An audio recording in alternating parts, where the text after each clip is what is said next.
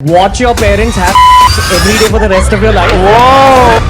Instagram हो या WhatsApp हो या फेसबुक हो या वो ट्विटर ही क्यों ना हो, अनाप शनाप वीडियोस यहाँ पर आते हैं, आपत्तिजनक शब्दों का यूज किया जाता है। मेन मुद्दे पे आऊं, इसकी जड़ पे जाना बहुत जरूरी है। अब आप ये जो भी अश्लीलता देख रहे हैं, ये विदेशी ताकतों के द्वारा हमारे देश में फैलाई जा रही है। तो ऐसा क्या कारण है कि इतनी अभद्रता को, गालियों को सोशल मीडिया नहीं हटा रहा है? आप ये रणवीर इलाहाबादिया वाला भी बयान देखेंगे तो ये एक विदेशी शो से प्रेरित था। जो क्रिएटर्स होते हैं जब ट्रोल होते हैं तो उनकी प्रतिक्रिया होती है कि हमारा मकसद हंसाना था। They are not creators, they are destroyers. Creators तो वो होते हैं जो कुछ सृजन करते हैं, ये तो बर्बाद कर रहे हैं। क्या हम ऐसे युवाओं के दम पर विकसित भारत के सपने को साकार कर पाएंगे?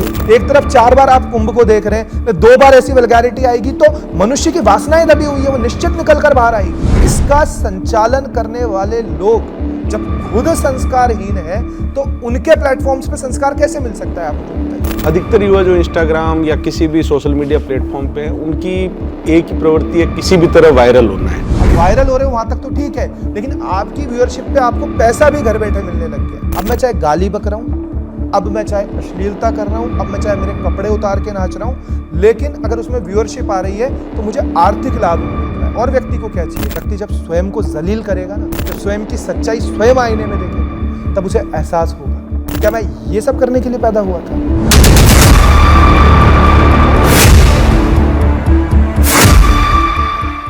नमस्कार, आप देख रहे हैं सच पे धड़क और मैं हूं आपके साथ ऋचा सिंह। सोशल मीडिया पर आजकल क्या चल रहा है ये हम और आप सभी जानते हैं, लेकिन अच्छा क्या है, बुरा क्या है, ये शायद कोई ठीक से नहीं जान पाता। अब इसी को लेकर जो हमारे युवा हैं वो किस रास्ते पर जाते हैं ये भगवान ही जाने। खैर, जितनी कोशिश भी सरकार से हो रही हो या जो जितने भी स्पिरिचुअल जो बातें करते हैं वो भी ज्ञान की बातें करते हैं ताकि जो युवा है वो हमारे आगे बढ़ सके और जो भटके हुए युवा है वो अपने रास्ते पर आ सके। और जिस तरीके से सोशल मीडिया पर जो नई नई चीजें, नई नई कंटेंट आ रही है, इससे कहीं ना कहीं जो युवा है वो भटक भी रहे हैं। आपने सुना होगा कि रणवीर इलाहाबादिया का जो बयान सामने आया, इंडियाज गॉट लेटेंट एक प्रोग्राम है जिसमें उन्होंने अब शब्दों का यूज किया, गाली गलौज तक की गई, यहां तक कि माता पिता पर अभद्र टिप्पणियां भी की गई हैं। और इसी को लेकर अब बहुत सारे बयान भी सामने आ रहे हैं, कुछ लोग इसका विरोध भी कर रहे हैं। हालांकि कुछ लोग ये भी कह रहे हैं कि कहीं ना कहीं जो व्यूअर्स हैं, जो दर्शक हैं, वो इसको बढ़ावा भी देते हैं।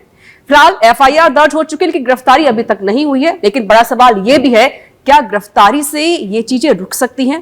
क्या इस पर एक्शन लेना जरूरी नहीं है? क्योंकि एक्शन लिया जाएगा तब कहीं ना जाकर ये यूट्यूबर्स अपने आप को रोक सकते हैं। और साथ ही यूट्यूब पर भी इस पर ध्यान देना पड़ेगा कि जिस तरीके से जो कंटेंट आ रहे हैं वो इस तरीके से ना आए और इस पर रोक लगाना भी बेहद जरूरी है। और आज हमारे साथ जुड़े हुए हैं सच पे धड़क के founder and editor in chief Vinayak Sharma, जिनसे हम आज बातचीत करेंगे इन सभी मुद्दों को लेकर। सर, आपका बहुत स्वागत है। बहुत बहुत धन्यवाद Richa, thank you so much. Vinayak ji, पहला मेरा सवाल आपसे यही है कि पहला रिएक्शन क्या रहेगा जिस तरीके से सोशल मीडिया पर जो ऐसे कंटेंट आ रहे हैं, इतने क्रिएटिव्स हैं जो अनाप शनाप बयानबाजी करते हैं, और यहाँ तक कि चाहे वो इंस्टाग्राम हो या व्हाट्सएप हो या फेसबुक हो या वो ट्विटर ही क्यों ना हो, अनाप शनाप वीडियोस यहाँ पर आते हैं, आपत्तिजनक शब्दों का यूज किया जाता है। ये जो आजकल जो चल रहा है चलन सोशल मीडिया पर, ये किस ओर लेकर जा रहा है और युवाओं को किस गर्त में लेकर जा रहा है? आप देखिए कि सबसे पहले विदेशी ताकतों ने हमारे देश के युवाओं को शारीरिक कमजोर किया। कैसे? नशे को लाकर, नशे का उपभोग बढ़ाकर। आपको ताज्जुब होगा कि क्या तंबाकू हम उत्पाद करते थे? क्या तंबाकू की खेती क्या हमारे देश में होती थी? नहीं। जब पुर्तगाली हमारे देश में आए तब पहली बार तंबाकू की खेती भारत में होने लगी, अफीम की खेती हमारे देश में होने लगी। और आज आप युवाओं को देखेंगे तो वो महादेव की फोटो धूम्रपान करते हुए लगाते हैं, जबकि आप शिव पुराण में कहीं लिखा है कि महादेव धूम्रपान करते थे। तो सबसे पहले भारतीय संस्कृति पर अटैक किया गया, आक्रमण किया गया कि एक ऐसी समृद्ध संस्कृति है जो अपने ज्ञान के दम पर, अपनी पवित्रता के दम पर पूरे विश्व के अंदर सबसे बड़ी इकोनॉमी थी, सबसे बड़ी अर्थव्यवस्था थी, जो पूरा विश्व गुरु था, जिसका अनुयायी चाइना हुआ करता था या और अन्य देश हुआ करते थे। शिक्षा यहां से निकलती थी, उसका अनुसरण पूरा विश्व करता था। लेकिन यह बात बर्दाश्त नहीं हुई। आप गूगल सर्च करेंगे, अधिकतर युवाओं को नहीं पता, विलियम जोन्स करके एक भाषावादी हुए जो ब्रिटिश भाषावादी है। उन्होंने सबसे पहले हमारे साहित्य, हमारी श्रुतियां, हमारी स्मृतियां, उनका केवल कवर लिया, केवल कवर, और बीच में ट्रांसलेट करके जो ज्ञान है वो अपने अनुसार भर दिया। नहीं तो हमारे यहां कभी जाति की लड़ाई नहीं थी। जो मनुस्मृति के अंदर यह बता दिया गया कि ब्राह्मणों द्वारा शूद्रों पर अत्याचार किया गया, कभी ऐसा कोई घटना नहीं हुई। यह केवल अंग्रेजों के द्वारा हमें बांटने के लिए एक प्रोपेगेंडा फैलाया गया। नशा हमारे यहां बढ़ने लगा, हमारी मानसिक कमजोरी बढ़ने लगी, इंटरनेट का जमाना आया। अब आप ये जो भी अश्लीलता देख रहे हैं, ये विदेशी ताकतों के द्वारा हमारे देश में फैलाई जा रही है। आप देखिए कि आप कोई भी सोशल मीडिया पे कोई भी ऐसा कंटेंट डालते हैं जिसके फॉलोवर्स नहीं है तो एकदम से उस पर स्ट्राइक आ जाती है, सोशल मीडिया उसे हटा देता है। तो ऐसा क्या कारण है कि इतनी अभद्रता को, गालियों को सोशल मीडिया नहीं हटा रहा है? क्यों नहीं हटा रहा है? कहां से इनको बढ़त मिल रही है?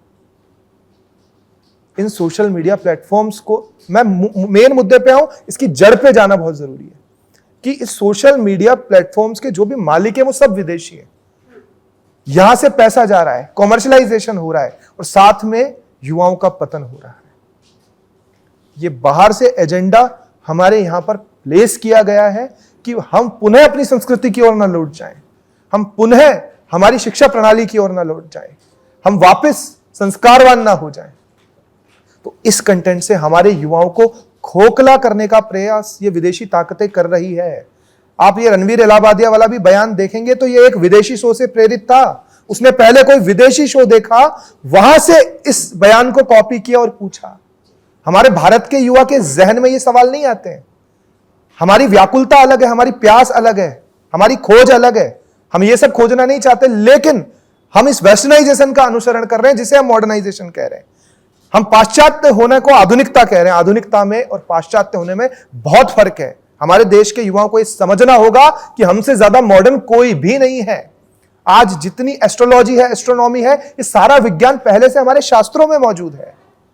आज आप बात करें, आप लिविंग स्टैंडर्ड की भी बात करें तो सबसे पहली मैरिज एनिवर्सरी कौन सी मनाई जाती है? महाशिवरात्रि, है ना। रीमैरिज को सबसे पहले कहां सपोर्ट किया जाता है? सती के बाद रीमैरिज पार्वती से किसने करी? महादेव ने। वुमेन एम्पावरमेंट की हम बात की जाए तो कृष्ण से पहले राधा का नाम कहां लिया जाता है? यहां पर लिया जाता है। प्रेम की अगर सबसे बात की जाए तो राधा कृष्ण की शादी नहीं हुई, लेकिन दोनों युगल को एक साथ पूजा कौन करता है? भारत देश करता है। हमसे ज्यादा मॉडर्न ना कोई था, ना कोई हो सकता है। लेकिन हमने वेस्टर्नाइजेशन को मॉडर्नाइजेशन समझ लिया। हमें लग रहा कि जो पश्चिम में किया जा रहा है वो सत्य है, वो उन्नति है, वो तरक्की है। नहीं, वो कंगाल है। इसमें हम पहले से ही बहुत ज्यादा समृद्ध थे।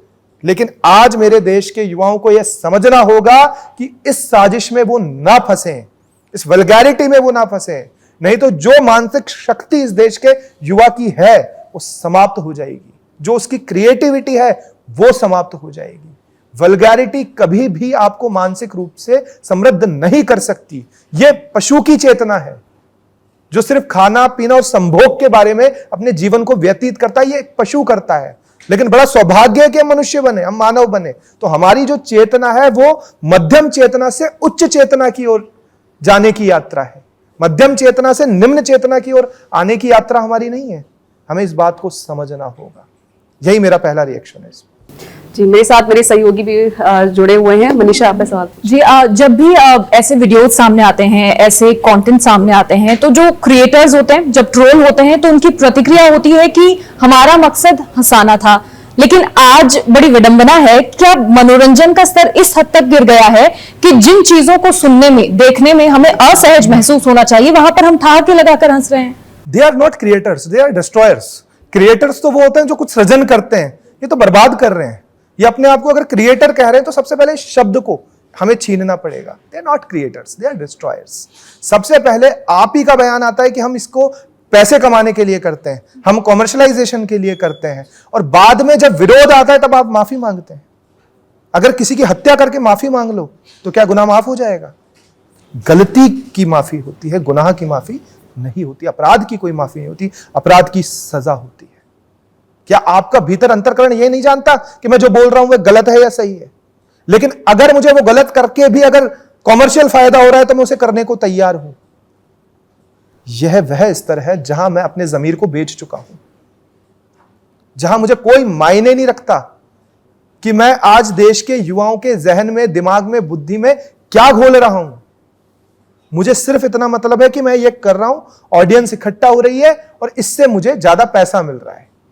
अगर इस नियत से आप ये सब कर रहे हो, क्या इस कॉमेडी के बिना हमारे देश में कोई हंसता ही नहीं था क्या? क्या हंसना हमने इन कंटेंट के बाद शुरू किया है क्या? यहां संयुक्त परिवार वाला देश है, यहां सब शाम को बैठकर हंसी मजाक करते हैं, एक सभ्यता का मजाक होता है। मजाक में और उपहास में बहुत अंतर है। ये मजाक नहीं है, ये अश्लीलता है। ये जो हमारे अंदर भीतर दबी हुई वासना है वो निकलकर बाहर आ रही है। ये हमारी संस्कृति को नष्ट कर देगा। इसे मजाक बोलना ही सबसे बड़ा मजाक है। अगर आप इसे, हम सभी उस दौर से निकलकर सामने आए हैं जहां पर हम अपने माता पिता के साथ कोई एक पिक्चर मूवी भी नहीं देख पाते थे, लेकिन आज उन्हीं के सामने ऐसी बातें भी हो रही हैं, ऐसा कंटेंट भी सामने आ रहा है, तो उनके सामने जाने से भी असहज महसूस नहीं होता लोगों को? बिल्कुल नहीं होता, बिल्कुल भी नहीं होता। क्योंकि आप देखिए कि जो माता पिता है उनका भी लक्ष्य क्या रह गया, अगर हमारे बच्चा अच्छा कमा रहा है, इससे उसे पॉपुलैरिटी मिल रही है, यश कीर्ति मिल रही है, तो उन्हें भी कोई प्रॉब्लम नहीं है। संस्कार उनकी प्रायोरिटी रही नहीं ना, उनकी प्रायोरिटी भी सिर्फ पैसा रह गया, स्वार्थ के रिश्ते रह गए ना। माता पिता भी चाहते हैं कि हमारा बच्चा अच्छा सोसाइटी में स्टेटस मेंटेन करे, अच्छी गाड़ी मेंटेन करे, है ना, उसके बड़े अमीर दोस्त हो, उसकी पॉपुलैरिटी हो, उसके इंस्टाग्राम पे फॉलोवर हो, उसके ट्विटर पे फॉलोवर हो। अब वो क्या परोस कर बन रहे हैं, इससे कोई मतलब नहीं है ना माता पिता को। वो समृद्ध अच्छी लाइफस्टाइल माता पिता को दे रहे हैं, माता पिता इसमें संतुष्ट है, जबकि वो यह नहीं देख पा रहे हैं कि आज क्या बीज उनके द्वारा लगाया जा रहा है, जिसका फल कैसा आने वाला है। आज नहीं तो कल ये होना था, क्योंकि हमारी आत्मा ये सब नहीं चाहती है, हमारे भीतर बैठा परमात्मा ये सब नहीं चाहता है, हमारी व्याकुलता ये सब नहीं चाहती है। ये तो थोड़े दिन के लिए, मैं कहूं कि अज्ञानता के कारण आज माता पिता का सीधा कॉन्वर्सेशन स्टूडेंट के साथ नहीं होता, बच्चे के साथ नहीं होता। वो अपनी लाइफस्टाइल में बिजी रहते हैं। तो जो आज सबसे बड़ा साथी इंटरनेट है, मोबाइल है, तो जो कंटेंट उसको दिखता है वैसी मानसिकता उसकी बनती जाती है और उसी मानसिकता के आधार पर वो आगे कृत्य करने लगता है। मनुष्य कौन है? विचार से निर्मित प्राणी। जैसे विचार उसके दिमाग में जाएंगे वैसे कृत्य वो आगे करेगा और वैसी सोसाइटी बनाएगा, वैसा ही राष्ट्र बनाएगा। आपने अभी कहा कि पेरेंट्स को समझना पड़ेगा, क्योंकि हमारे पेरेंट्स चाहते हैं, कोई भी हो, वो ये चाह रहे कि हमारा मेरा बच्चा आगे बढ़े, उसके पास लग्जरी गाड़ी हो, एक बंगलो हो, अच्छा खासा पैसा हो। तो क्या हम ये मान सकते हैं कि माता पिता भी इसमें दोषी हैं? निश्चित रूप से दोषी है।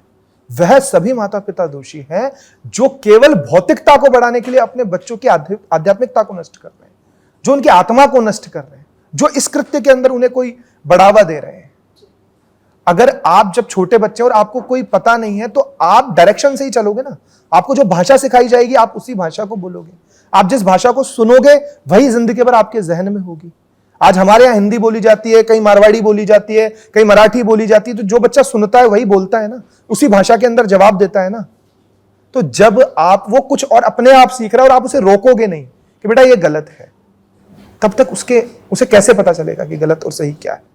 और आप भी उनके कृत्य पे तालियां बजाओगे, आप भी उनके कृत्य को एंजॉय करोगे, क्योंकि आपका कमर्शियलाइजेशन अच्छा हो रहा है, आपको भौतिकता में बड़ा आनंद आ रहा है, आपको 2-4 गाड़ी मिल जाती है, एक बंगला मिल जाता है, थोड़े दिन तक आपकी जीवनी चल जाती है।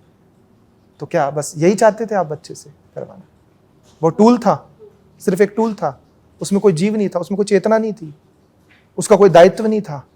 वो केवल आपके लिए एक टूल था जो पैसा कमा के आपको लाके दे, आपके सोशल स्टेटस को मेंटेन करे। तो जब तक हम हमारे देश के बच्चों को टूल समझना बंद नहीं करेंगे तब तक क्रांति नहीं आ सकती। इस दुनिया में कोई भी माता पिता ये नहीं चाहता कि मेरा बच्चा बिगड़े या गलत प्रवृत्ति में पहुंचे, गलत रास्ते पर चले। लेकिन हमने अक्सर देखा भी, आपने कहा कि माता पिता भी इसमें दोषी हैं, लेकिन हमने ये भी देखा है कि माता पिता बहुत संस्कारी, बहुत अच्छे होते हैं, उनके अंदर कोई ऐब नहीं होता, कोई शराब नहीं पीते, कोई तंबाकू नहीं खाते, लेकिन उनके बच्चे शराब पीते हैं। तो कैसे माता पिता दोषी कैसे हो सकते हैं फिर? आज बच्चा घर से निकला, वो किस सर्कल के अंदर आया और उस सर्कल की प्रधानता को उसने अपने जीवन की प्रधानता मान ली, जो कि माता पिता द्वारा उसको संस्कार मिले थे, उसकी उसने प्रधानता नहीं मांगी, क्योंकि माता पिता और उसमें कभी दोस्ती जैसा मित्रता वाला रिलेशन बन ही नहीं पाया। उसका संकोच रहा कि मैं कभी अपने माता पिता को यह बात नहीं खुल के बता सकता।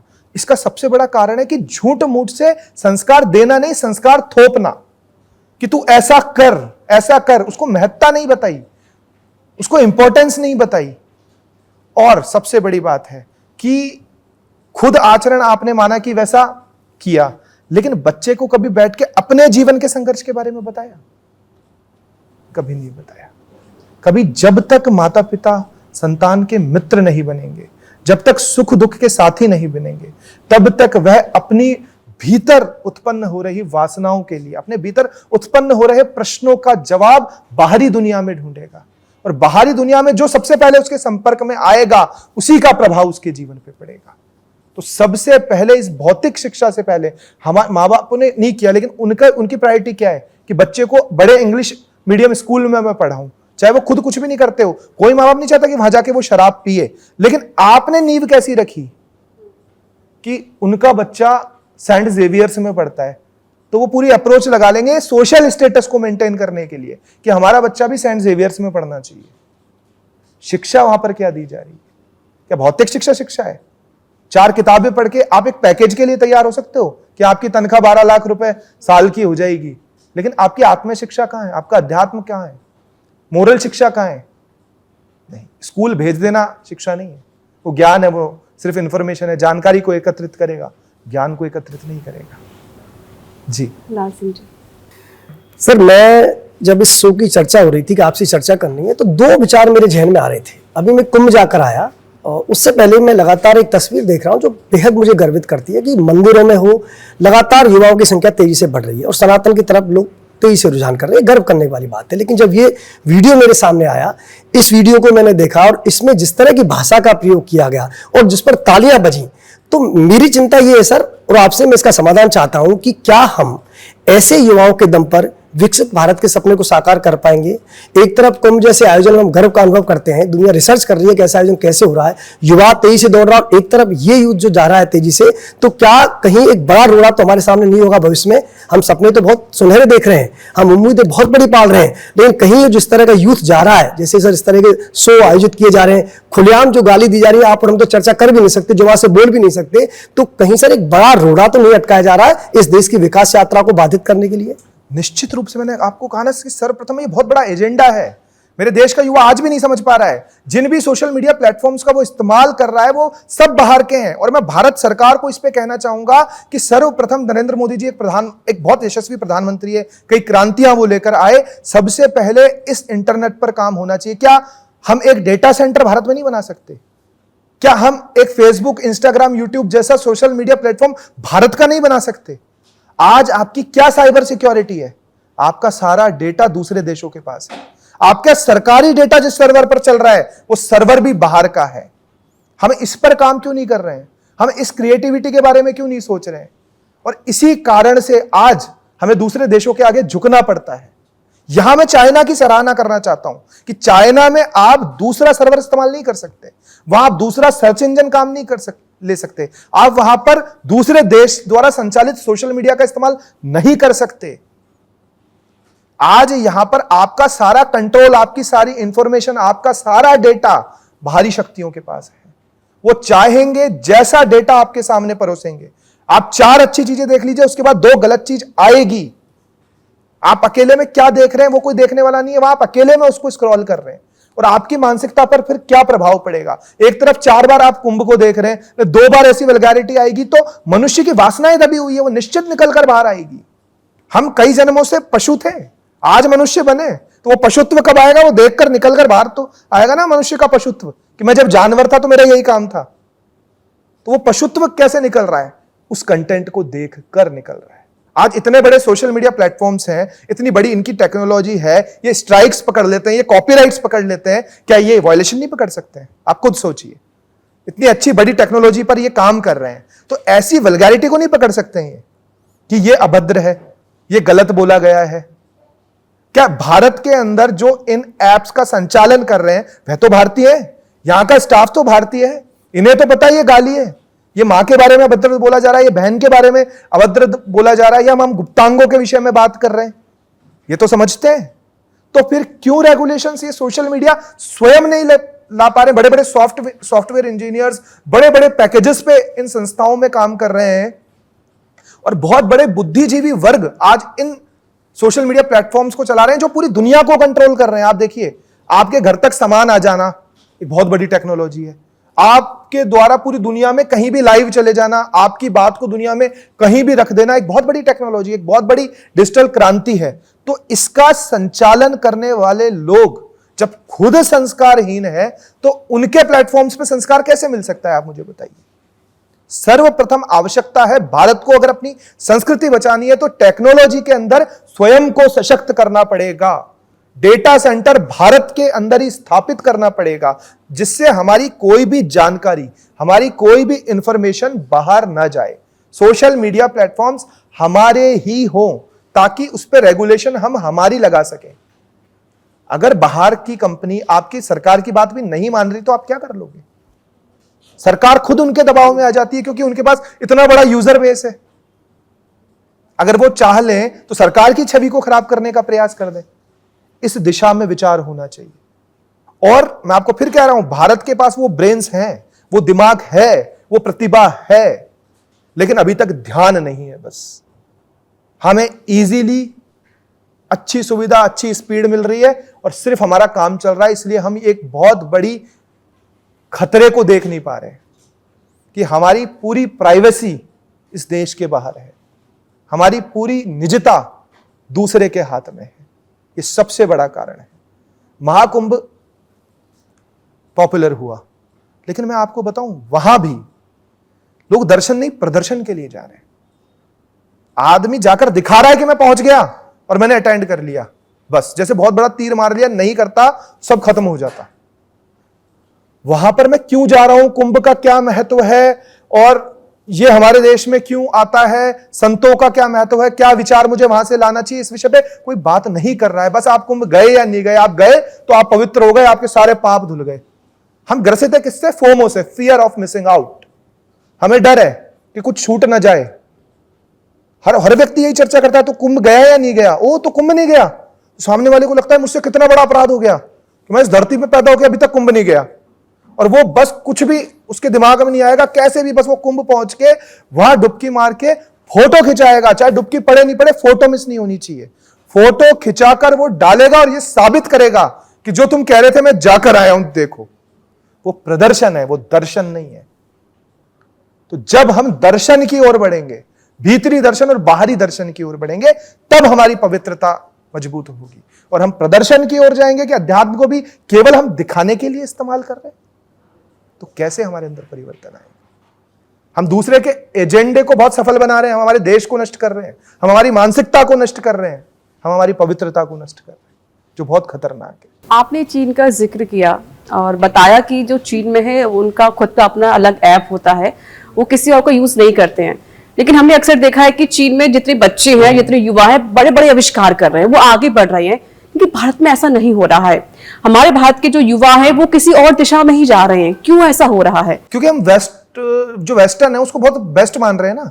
हम पाश्चात्य संस्कृति को अपने से ज्यादा प्रबल मान रहे हैं। हमें लग रहा है कि जो अंग्रेज कर रहा है वो ज्यादा हमसे अच्छा कर रहा है, हमें तो कोई क्षमता ही नहीं है। हमें ऐसा बताया गया, हमारा एजुकेशन सिस्टम ऐसा बना दिया गया है, हमारा इतिहास ऐसा बना दिया गया है कि हमें पढ़ के ये लगता है कि ओहो सब कुछ वहां है, हम तो कुछ थे ही नहीं, हम पे तो उनकी कृपा है, अगर वो नहीं आते तो हमारा तो क्या होता। इस तरीके से हमारी मानसिकता बता दी गई है। मैं तो इवन कथावाचक भी मैं कह रहा हूं, आजकल ये बोलते हैं कि फॉरेन रिटर्न, मतलब जो बाहर जाकर कथा करके आ रहे हैं उनकी भारत में वैल्यू है। स्वामी विवेकानंद को तब माना जब वो शिकागो के उन्होंने भाषण दिया। हमारे यहां पर अगर कोई प्रतिभा है तो उसको तो हम मान ही नहीं रहे जब तक उसे विदेशी ना मान ले। हम योग को कब मानने लगे? जब विदेशियों ने अपनाया। हमारे यहाँ इतने समय से हो रहा है। तो क्या हम अभी भी गुलाम हैं विदेशी? निश्चित रूप से मानसिक गुलाम है हम आज भी, और उन्होंने पूरी तरीके से हमें गुलाम बना रखा है। सारी टेक्नोलॉजी उनके पास है, हमारा सारा डेटा उनके पास है, विचार वो हम में इंप्लांट कर रहे हैं, हम वहां की सभ्यता को अपना रहे हैं, वो यहां पर सत्य की खोज कर रहे हैं, वो यहां पर हमारी सभ्यता को ले जा रहे हैं, और हम उनकी सभ्यता को अपनाकर हम मतलब एक सोसाइटी के अंदर आप जाइए, हिंदी बोलने वाले को तो समझा जाता है यार ये लो कैटेगरी का व्यक्ति है, ये इंग्लिश नहीं बोल पा रहा है, जबकि क्या एक लैंग्वेज, एक भाषा ही तो है। सिर्फ आप अपनी बात को समझाने के लिए किसी लैंग्वेज, किसी मीडियम का यूज कर रहे हो, इससे ज्यादा कोई महत्ता थोड़ी है इंग्लिश की। लेकिन वो सोसाइटी सिंबल बन गया है। अगर आप इंग्लिश में बात कर रहे हो तो आपको माना जाएगा कि आप जो कहोगे वो सही कहोगे, सत्य कहोगे। इंग्लिश में कही गई मतलब गाली भी आदमी को लगती है कि अरे यार ये कह रहा है तो मैं हूंगा, वही होऊंगा क्योंकि इसने इंग्लिश में कहा है। तो ये हमारी सोच बन गई है। जबकि छोटे छोटे आविष्कार हमारे भारत में यूं किचन के अंदर हो जाए, पूरा एंटीबायोटिक हमारे भारत के किचन में होता है। हम पूर्ण रूप से वैज्ञानिक हैं, हमारे पूर्ण रूप से हर चीज तार्किक है, तथ्यों से भरी हुई है। लेकिन बाद में इनके साथ खिलवाड़ करके जो इम्प्लीमेंट किया गया है हमारे अंदर, ये बहुत ही खतरनाक है, बहुत ही खतरनाक, इसे हमें समझने की आवश्यकता है। और मैं कहूंगा चीन बेस्ट एग्जांपल है। चीन से आप कुछ सीखो नहीं सीखो, ये जरूर सीखो, राष्ट्रभक्ति सीखो। हम राष्ट्रभक्ति की केवल बात करते हैं, लेकिन हम राष्ट्रभक्ति के नाम पर क्या योगदान दे रहे हैं, अगर हम ये सोचेंगे तो हमें शर्म आएगी अपने आप पर। आज के दौर में जो युवा है, अधिकतर युवा जो इंस्टाग्राम या किसी भी सोशल मीडिया प्लेटफॉर्म पे है, उनकी एक ही प्रवृत्ति है, किसी भी तरह वायरल होना है। चाहे इस शो की बात करें तो इस शो में केवल जो ये पर्टिकुलर शो है इसी में गाली गलौज का नहीं, उसके करीब 80% जो शो है उसमें भी जो उपयोग जो शब्द वो कर रहे हैं, वो चाहे एक परिवार साथ बैठ के शायद नहीं देख सकता। जिस तरह की लैंग्वेज, जिस तरह के भद्दे कमेंट एक दूसरे पे करना, और उसको ये मानते हैं कि इससे हम वायरल हो जाएंगे। यूथ में ये वायरल वाली प्रवृत्ति क्यों आ रही है, और इसके लिए सरकार को क्या ध्यान देना चाहिए कि केवल वायरल होने के लिए कोई कपड़े को उल्टा पहन के डांस कर रहा है। एक थीम बन गई है कि मेरे को वायरल होना है, और वायरल यही क्यों सोचा जा रहा है कि वायरल अच्छी चीज नहीं होगी, वायरल तो कुछ उल्टा करेंगे तभी होगा। देखिए कि हम कई वर्षों तक गुलाम रहे, है ना, फॉलोवर्स रहे हैं हम बहुत अच्छे। तो आज ये फॉलोवर्स बनाने की होड़ हमारे अंदर बनी हुई है कि हमारी खुद की मानसिकता गुलामी वाली रही है कि हाँ यार, हम चीजों को हमेशा फॉलो करते आए हैं। तो आज किसी भी आदमी ने कोई गलत ट्रेंड डाला और मजबूती से उसका प्रचार कर दिया, हमने तुरंत उसको फॉलो करा है, हमने देर ही नहीं लगाई। हमने ये नहीं सोचा कि इसका इफेक्ट और इम्पैक्ट क्या होगा, क्योंकि विज्ञापन के जरिए, एडवर्टीजमेंट के जरिए, इस क्षेत्र के अंदर यश कीर्ति के जरिए हमारे माइंड को इस तरीके से कैप्चर कर लिया गया है, और उसके साथ साथ इसके अंदर एक आर्थिक लाभ भी जोड़ दिया कि केवल अब वायरल हो रहे हो वहां तक तो ठीक है, लेकिन आपकी व्यूअरशिप पे आपको पैसा भी घर बैठे मिलने लग गया। अब आप, पहले था कि मैं मेहनत करता था, मैं कोई आउटपुट देता था, उसका कोई परिणाम आता था, उसका पैसा मुझे मिलता था। अब मैं चाहे गाली बक रहा हूं, अब मैं चाहे अश्लीलता कर रहा हूं, अब मैं चाहे मेरे कपड़े उतार के नाच रहा हूं, लेकिन अगर उसमें व्यूअरशिप आ रही है तो मुझे आर्थिक लाभ भी मिल रहा है। और व्यक्ति को क्या चाहिए, उसे अर्थ मिल गया, उसे यश कीर्ति मिल गई। दोनों चीज जब उसको ये सब करने से मिल रही है तो उसे कहीं और जाने की जरूरत ही नहीं है। लेकिन इस बात को यह समझना होगा कि ये लॉन्ग लास्टिंग नहीं चल सकता। यह कोई बहुत, आप कहें कि इसका कोई भविष्य बहुत ज्यादा बड़ा उज्ज्वल नहीं है। जब तक ध्यान प्रॉपर रूप से नहीं गया, इवन सरकार का भी मैं कह रहा हूं, तब तक ये चीज चल रही है। लेकिन खुद सरकार को जब आज इफेक्ट होने लग गया तो इस पर रेगुलेशन आना तय है। निश्चित रूप से इस पर रेगुलेशन आएगी। जो भी युवा इस दिशा के अंदर अपना भविष्य बनाने की सोच रहे हैं वे सावधान हो जाएं कि गलत तरीके से कंटेंट बनाकर आपका भविष्य कभी नहीं बन पाएगा। क्योंकि आज चाहे सरकारों का ध्यान अभी तक इस पे नहीं गया, क्योंकि चुनाव लड़ने में, एस्टैब्लिश होने में, इसी में ही टाइम लग जाता है। लेकिन जब संस्कृति पर अटैक होता है तब उस सरकार की नींव सबसे पहले हिलती है। आज मैं भारतीय जनता पार्टी की बात करूं तो भारतीय जनता पार्टी अगर सरकार में आई है तो मूल मुद्दा भारतीय संस्कृति है, हिंदुत्व है, भारतीय प्राचीन सभ्यता को पुनः स्थापित करना है। जब नाम बदलने पे काम हो रहे हैं तो इस कंटेंट पर भी काम होना चाहिए। इस भारत का मूल स्वभाव जो है वो पवित्रता ही है। हमें गंगा की वजह से ही जाना जाता है, हमें यमुना की वजह से ही जाना जाता है, हमें अयोध्या की वजह से जाना जाता है, हमें वृंदावन की वजह से जाना जाता है। हमारे यहाँ पर राम का चरित्र बोला जाता है, कृष्ण का चरित्र बोला जाता है। अगर थोड़े समय के लिए कुछ विदेशी ताकतें आकर ये प्रयास करने का यहाँ पर कोशिश करें तो कुछ दिन वो सफल हो सकती है, लेकिन अब पूर्ण रूप से सफल होना संभव नहीं है। क्योंकि आज भी हम यहां बैठकर अगर डिस्कशन कर रहे हैं तो हमारी तरह बहुत सारे लोग हैं जो ये डिस्कशन करना चाहते हैं, इस चीज पर रोक चाहते हैं, जो अच्छा जीवन जीना चाहते हैं, जो अपने बच्चों में अच्छा संस्कार देना चाहते हैं। और सरकार को मैं कहूंगा कि सबसे पहले आज इसको रेगुलेटरी करना पड़ेगा कि सोशल मीडिया पे अगर कोई वल्गैरिटी हो रही है, कोई अश्लीलता हो रही है तो उसको कानून के दायरे में लाए। हम हेलमेट ही यहाँ पे चालान के डर से लगाते हैं, हमें जान की परवाह नहीं है। आप सोचिए कि कहां से संस्कारों की होगी, हमें जान की परवाह नहीं है। लेकिन जब उस पर कड़ा कानून आता है और हमें लगता है कि आगे ट्रैफिक हवलदार खड़ा होगा तो हम हेलमेट लगाते हैं, हम सीट बेल्ट लगाते हैं। तो जब तक हम सबसे पहले इस पे ऐसा कोई कानून नहीं लेकर आएंगे कि कोई अश्लीलता करता है, कोई अभद्रता करता है, तब तक काफी हद तक इसे रोक पाना बड़ा मुश्किल होगा। आप देखिए कि ऐसी कंट्रोवर्सी उभर के आई है ना, तो आप क्या मान रहे हैं, इसका विरोध हो रहा है, इसके सपोर्टर्स भी उतर रहे हैं, लोग सपोर्ट भी कर रहे हैं। लोग कह रहे हैं कि पहले वेब सीरीज के अंदर भी तो आया था, तो मतलब वो आया था तो ये भी करना सही है ना, वो सही है ना ये सही है। अभद्रता जहां पर भी हो रही है वह सब गलत है।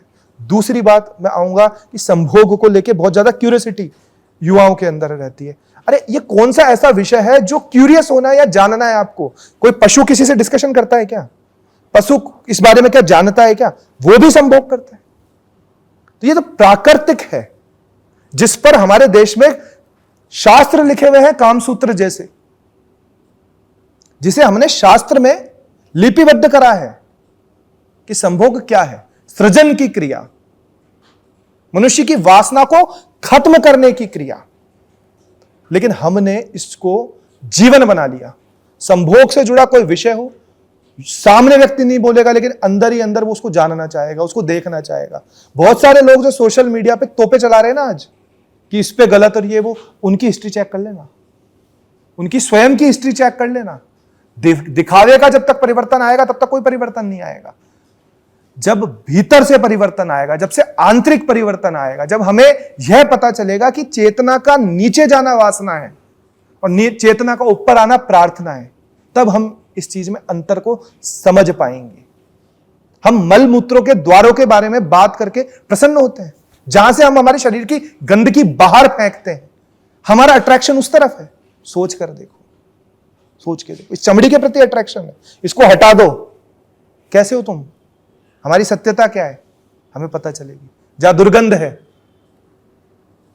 जहां बदसूरती है, जहां पे मल है, जहां पे गंदगी है, हमारी चाह ये है, हम ये पाना चाहते हैं। सत्यता पे, एकदम नग्न सत्य पे बात करनी चाहिए। खुलकर स्वयं से ये सवाल करो कि मैं क्या ये चाहता हूं, इससे आगे मैं कुछ भी नहीं चाहता।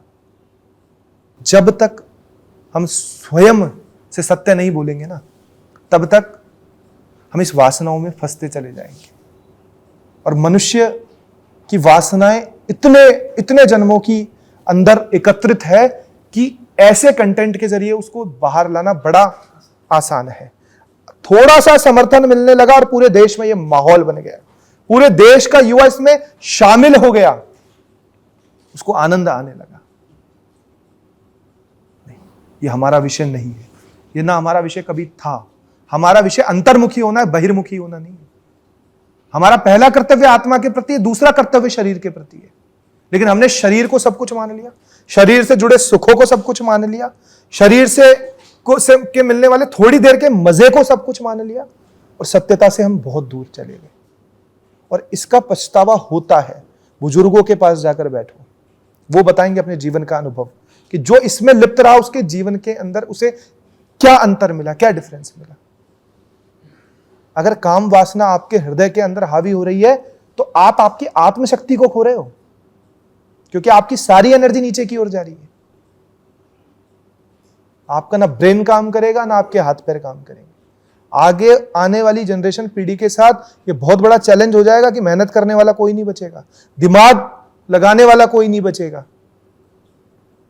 उसका सबसे बड़ा कारण है कि लिविंग स्टैंडर्ड ऐसा हो गया, पहले व्यक्ति घर से कमाने के लिए निकलता था क्योंकि खेती पे सब कुछ डिपेंड था। आजकल सबकी फाइनेंशियल कंडीशन थोड़ी अच्छी हो गई, तो हर बच्चे को कम से कम एक मिनिमम स्टेबिलिटी अपने परिवार से मिल जाती है, तो वो कम से कम अपने जीवन व्यापन की परवाह नहीं करता है, तो वो सीधा आज इसमें लिप्त हो जाता है। और सबसे बड़ी बात है संगति, कि वो जहां जाता है वहां पर अगर वो ऐसी बातें ना करें, इसमें लिप्त ना हो, तो उसका मजाक उड़ाया जाता है, उसको ओल्ड फैशन कहा जाता है। नहीं भाई, नंगा होना आधुनिकता नहीं है, अश्लील बोलना आधुनिकता नहीं है, गलत बोलना आधुनिकता नहीं है। आधुनिकता वही है कि आप आपके जो कृत्य कर रहे हो, या जो भी समाज उत्थान के अंदर, राष्ट्रीय उत्थान के अंदर जो भी आप कार्य कर रहे हो, उसे कितनी आसानी से आप कर सको, जीवन में कैसे सरलता है, जीवन में कैसे सुगमता है, उसके साथ साथ कैसे आपकी शारीरिक और मानसिक स्वास्थ्य अच्छा बना रहे, यह आधुनिकता है। ये आधुनिकता नहीं है कि हम कह रहे हैं कि हम तो बहुत ओपन माइंडेड है। ओपन नहीं, बहुत संकुचित माइंड है, जो बहुत संकुचित जगह पर उलझ कर रह गया। और इसमें मैं कहूंगा महिलाओं का बहुत बड़ा योगदान आज सबसे ज्यादा निकल कर आ रहा है। आप देखिए कि पहले एक ऐसे हुआ करता था कि स्कूल में या कहीं किसी लड़की के सामने गाली निकल जाती थी ना, तो बड़ा शेम फील होता था, ओहो लड़की के सामने गाली निकल गई। या हम भी ध्यान रखते थे कि हम किसी महिला से बात कर रहे हैं तो हमारे मुंह से कोई गलत चीज ना निकले। हम चाहे दोस्तों में, लड़के आपस में कैसे भी बात करते हैं, लेकिन एक लड़की के सामने आकर हम हमेशा शिष्ट बन जाते थे, सभ्य बन जाते थे, लेकिन वो शर्म भी आज नहीं रही, क्योंकि सामने से ही बढ़िया अच्छा काउंटर आता है, बहुत अच्छा इस चीज को प्रोत्साहन मिलता है, तो व्यक्ति को लगता है ओहो शी ऑल्सो वॉन्ट्स दिस, इसको भी यही डिस्कशन चाहिए, तो वो खुलकर फिर सारी शर्म मर्यादा हमने खो दी। तहजीब, इसमें अदब, एक सलीका मिनट और ये सभी कहीं ना कहीं स्त्री के पर्याय माने जाते हैं, पर्यायवाची माने जाते हैं, मर्यादा। लेकिन आज एक तबका महिलाओं का ऐसा है जिसका इन्वॉल्वमेंट इसमें है, अभद्र भाषा का भी इस्तेमाल होता है निश्चित तौर पर। कई बार ऐसे चैलेंजेस उन लड़कियों के सामने, उन बच्चों के सामने आते हैं जो उस दिशा में नहीं जा रही हैं, बावजूद फिर सेम तराजू में तोल लिया जाता है, अपवादों के साथ ही उनकी तुलना कर ली जाती है। देखिए मैं आपको कहूं कि ये सबसे बड़ा जो कारण है, इसको लेके एक शब्द है जो आया है इक्वालिटी। इक्वालिटी लड़कियों ने किस में चाहिए, आप देखिए कपड़ों में, है ना, सारी बाहरी चीजों में इक्वालिटी की मांग कर दी। मैं कह रहा हूं इक्वालिटी की बात होनी चाहिए आत्मविश्वास में, अपॉर्चुनिटीज में, शिक्षा में, लेकिन कहां इक्वालिटी की बात हो रही है? सिगरेट पीने में, कि लड़का पी सकता है तो हम क्यों नहीं पी सकते, लड़का खुलेआम घूम सकता है तो हम क्यों नहीं घूम सकते। क्या हम इस चीज में बराबरी चाहते थे? और इसी को लेके एक फेमिनिज्म बन गया कि ओहो महिलाओं के साथ अत्याचार हो रहा है।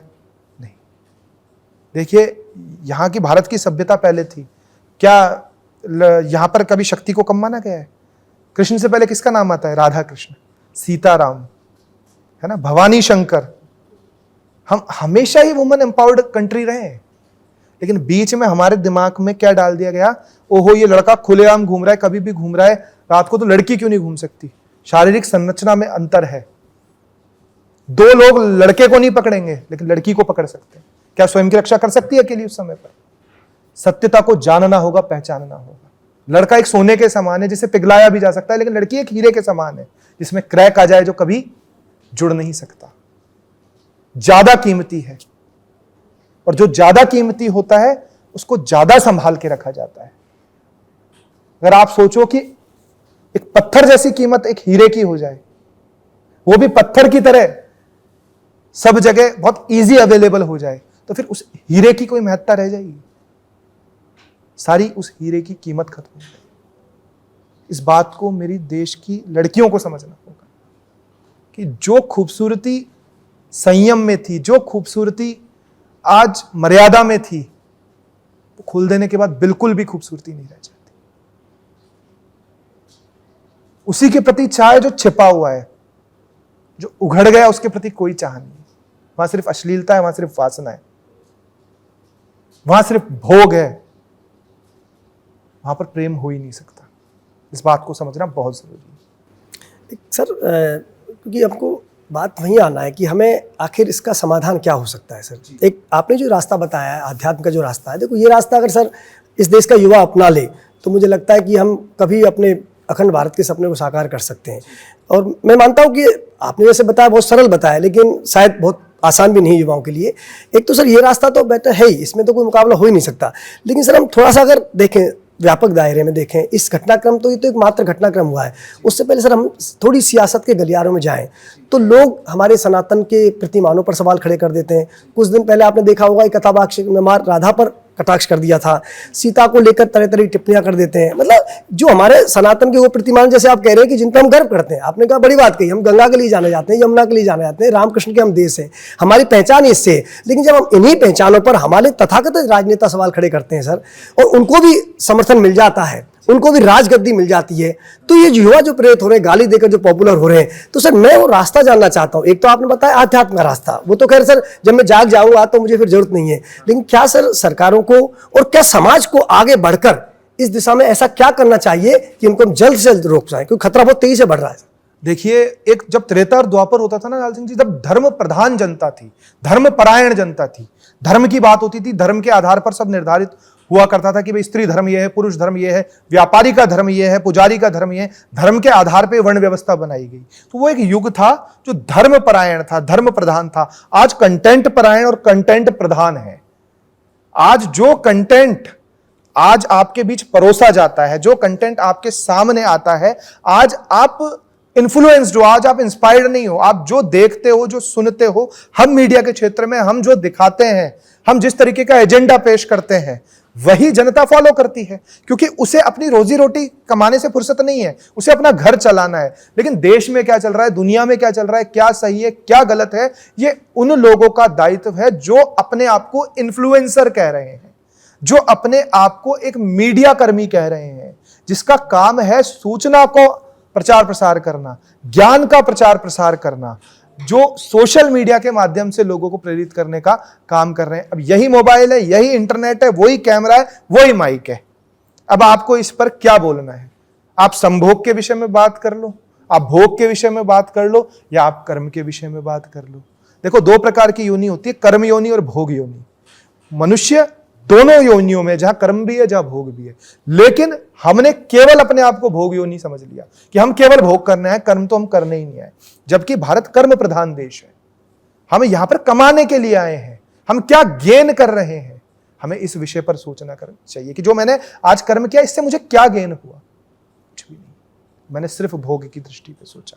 तो सबसे पहला दायित्व आज इस इंटरनेट के युग में, जो भी, जैसे विवेक जी हैं, बहुत अच्छे फॉलोवर्स हैं, इनके ट्विटर का प्रभाव पड़ता है, ट्विटर पे कुछ भी लिखते हैं तो विवेक जी क्या जनरेट कर रहे हैं वहां से, जिसे हजारों लोग देखेंगे, उनकी मानसिकता पे क्या प्रभाव पड़ेगा। तो सर्वप्रथम वहां विवेक जी को जिम्मेदार होना पड़ेगा। इस बात को, अपनी महत्ता, अपनी ताकत को समझना होगा कि आज मुझे 10,000, 20,000, 30,000, 40,000 लोग देखते हैं, सुनते हैं, मेरी जानकारी को मानते हैं, कुछ नहीं मानते, जो विरोध भी प्रदर्शन कर देते हैं, लेकिन मैं जो जनरेट कर रहा हूं, क्या मैं स्वयं इससे संतुष्ट हूं?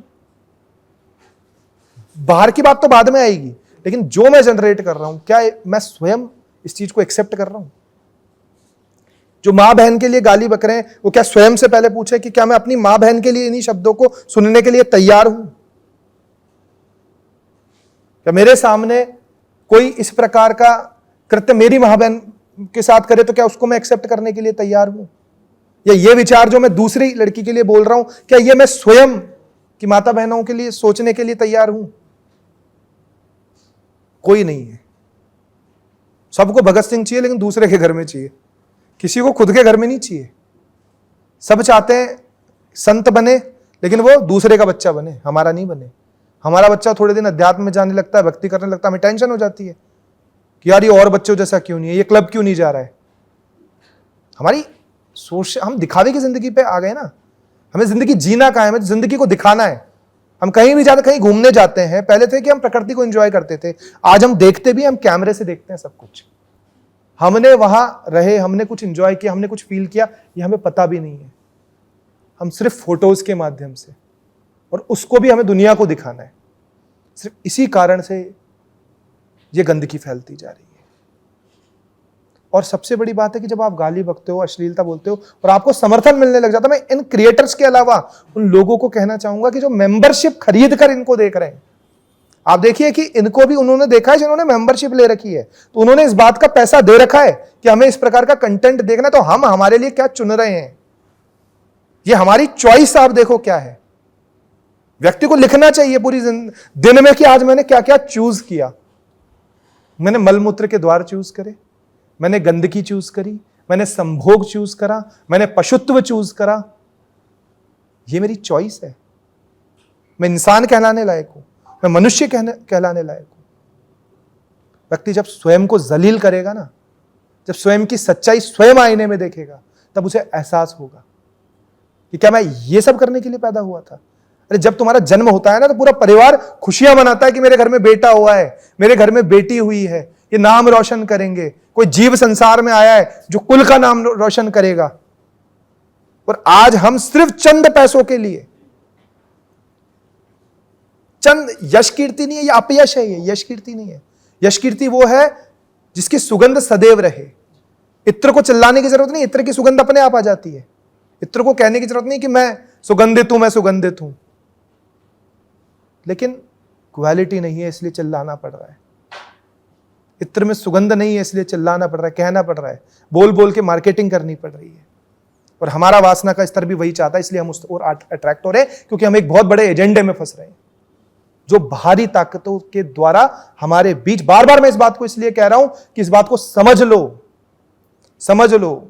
ना ये गांजा हमारा है, ना ये चरस हमारी, ना ये तंबाकू हमारी, ना ये डिस्टिल वाटर विस्की हमारी है।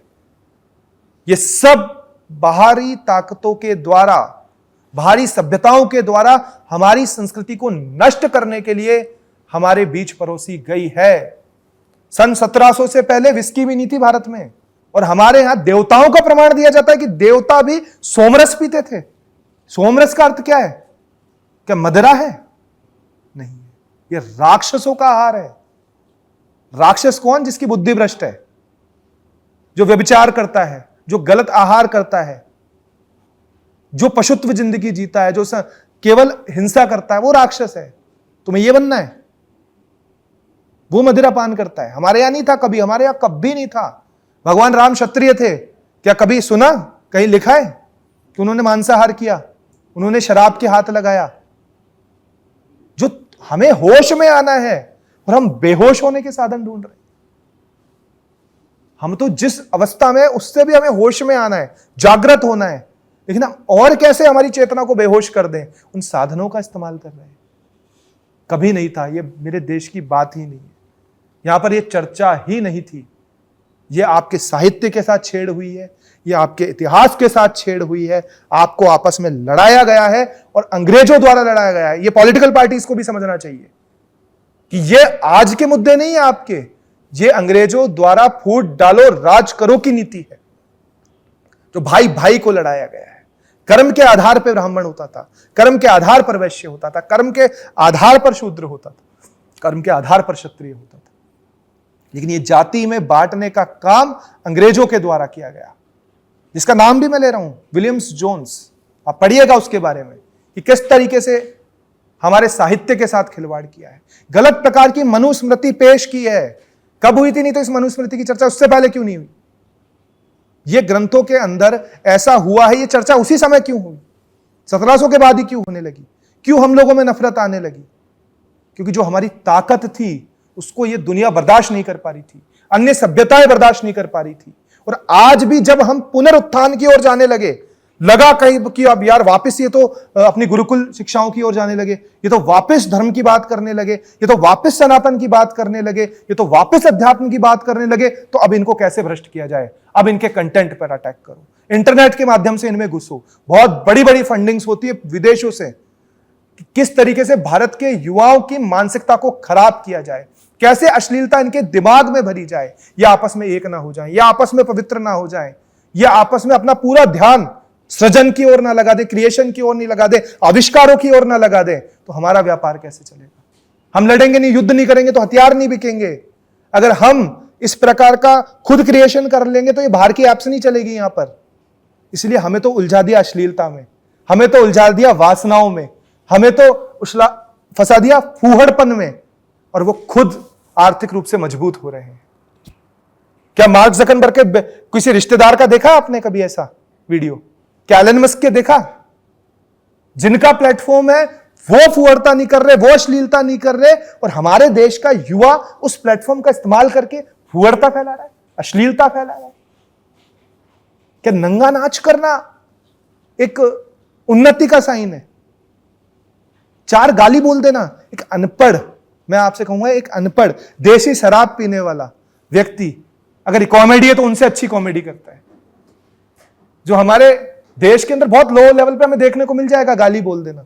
आपको नहीं लगता कि ये प्लानिंग के तहत पूरा चीजें हुई है? क्योंकि जो समय रहना है, उनके पिता मीडिया इंडस्ट्री से जुड़े हुए हैं, बड़ा नाम है, तो ऐसा तो है नहीं उन्हें नहीं पता है कि कंटेंट क्या देना चाहिए, क्या नहीं देना चाहिए, कौन सा कंटेंट सही है। जब उनका लड़का लगातार ये अश्लीलता परोस रहा था, ये तो चलिए वायरल हो गया, तब जाके ये जनता के सामने सच्चाई आई, लेकिन इससे पहले के भी जो उनके शो हैं उसमें भी ये चीजें सामने आई हैं।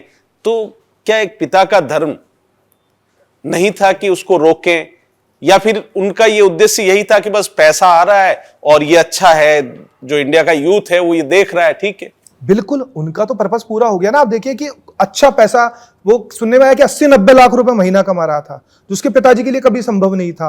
और उसके पिताजी को लग रहा था कि पैसा आ रहा है, समर्थन मिल रहा है, तो मेरा बेटे की दिशा गलत कैसे हो सकती है। और ये सब करने के बाद आप दुर्भाग्य देखिए कि कौन बनेगा करोड़पति में बुलाया जाता है, वो वहां पर जाते हैं और उनके पिताजी भी जाते हैं, और वहां समय रहना अपने पिताजी से बोलता है कि देखो पापा, मैंने कहा था ना एक दिन आपको मैं केबीसी में लेकर आऊंगा।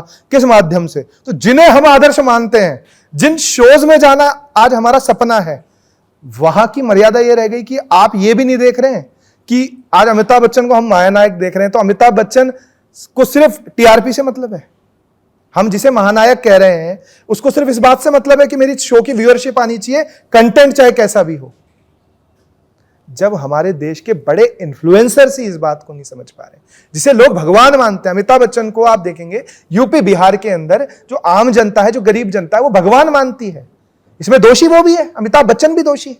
जो भी लोग इनका प्रमोशन कर रहे हैं, जिन बॉलीवुड स्टार्स को हमारे देश का युवा फॉलो करता है, वो ऐसे रणवीर अलाहाबादिया जैसे पॉडकास्ट में आपको जाते हुए दिख जाएंगे, समय रैना के कार्यक्रम में आते हुए दिख जाएंगे, समय रैना की तारीफ करते हुए दिख जाएंगे। सिर्फ उनको व्यूअरशिप चाहिए। उन्हें पता है बेवकूफ जनता है, ये मूर्ख जनता है, ये हमारे पीछे भगेगी। ये कोई भी आज काम कर रहे हैं, करोड़ों रुपए लेके काम कर रहे हैं, ये कैसे हीरो हो सकते हैं? ये कैसे हमारे आदर्श हो सकते हैं? इन लोगों ने क्या जीवन में परिवर्तन लेकर आए? आज हम असली हीरोज को नहीं पहचान रहे हैं। हम असली जो परिवर्तन लाने का काम कर रहे हैं, उन लोगों की सराहना नहीं कर रहे हैं। वो बेचारे अकेले अपने काम में लगे हुए हैं, लेकिन हम अश्लीलता फैलाने वालों को हीरो मान रहे हैं। हम अश्लीलता को प्रमोट करने वाले लोगों को हीरो मान रहे हैं। इन लोगों पर भी एक्शन होना चाहिए, जो इनको प्रमोट कर रहे हैं, इनके कंटेंट को देखने के बाद भी प्रमोट कर रहे हैं। और सबसे बड़ा एक्शन यह है कि जनता को अनफॉलो कर देना चाहिए ऐसे लोगों को। सोशल मीडिया एक ऐसा माध्यम है जो आपको अर्थ से फर्श और फर्श से अर्थ तक लेकर आ सकता है, लेकिन इसमें देखा जा रहा है कि इसकी सोशल मीडिया की थाली में हमें क्या परोसा जा रहा है। अश्लीलता, अभद्र भाषाएं, यहाँ तक कि गंदे वीडियोस भी आते हैं। तो ये जो वीडियोस आ रहे हैं या जो अश्लील बातें हो रही हैं, अभद्र गालियां दी जा रही हैं, इसमें दोषी कौन है? हम हैं, आप हैं, पूरा समाज है, क्योंकि हम लोग इसको देख रहे हैं और हम लोग इसको आगे शेयर भी कर रहे हैं। तो ये गलती फिर हम पूरी समाज की भी बनती है और जिम्मेदारी बनती है हमारी कि हम इसको अनफॉलो करें ताकि हम इसको आगे ना बढ़ा सकें। और साथ ही इस पे गलती है केंद्र सरकार की, क्योंकि सरकारें इन चीजों को बढ़ावा देती हैं। अगर कोई कानून बनेगा तो जाहिर कि ये चीजें नहीं हो सकती। फिर मैं सबसे पहली गलती इन जो प्लेटफॉर्म्स को चलाने वाली संस्थाएं हैं उनकी मानता हूं। अगर आप अलाउ ही नहीं करेंगे ऐसा कंटेंट, आज क्या मेरे देश में खून करना अलाउ है क्या? आपको पता है उसकी सजा है, ये बंद है, बैन है, तो आप नहीं करोगे ना। करोगे तो आपको सजा मिलेगी उस चीज की। तो जिस प्लेटफॉर्म पे आप कर रहे हो, उस प्लेटफॉर्म का संचालन करने वाले लोगों का सबसे पहला दायित्व है इसके अंदर। अगर मुझे, आप यहां पर ट्रैफिक सिग्नल तोड़ रहे हो, आपको कोई नहीं रोक रहा, आप 10 बार तोड़ोगे, 20 बार तोड़ोगे, तो आपका डर खुल जाएगा ना। आपको लगेगा कि कोई प्रॉब्लम ही नहीं है, मैं तोड़ सकता हूं, ये कोई इशू ही नहीं है। हमारे यहां बताया जाता है कि भैया तू जो कर रहा है वो गलत है। इसलिए कानून व्यवस्था है और सदियों से है, न्याय व्यवस्था है, सदियों से है। क्यों? क्योंकि हम भूल जाते हैं जब तक हमें टोका नहीं जाता। हम हमारी लोभ मोह में इतने ज्यादा ग्रसित हो जाते हैं कि क्या सही है क्या गलत हमें पता ही नहीं चलता। इसलिए सबसे पहली जिम्मेदारी जो ऐसे प्लेटफॉर्म्स चला रहे हैं, सूचना के प्रचार प्रसार के लिए अच्छा है, अच्छी जानकारी के प्रचार प्रसार के लिए अच्छा है, लेकिन राष्ट्र को गंदा करना, समाज को गंदा करना, अश्लीलता को परोसना, ये इंडिपेंडेंसी में नहीं आता है, ये स्वतंत्रता में नहीं आता है, ये आजादी में नहीं आता है, ये संघार में आता है। इसे आप कहो आजादी, नहीं, ये आजादी नहीं है।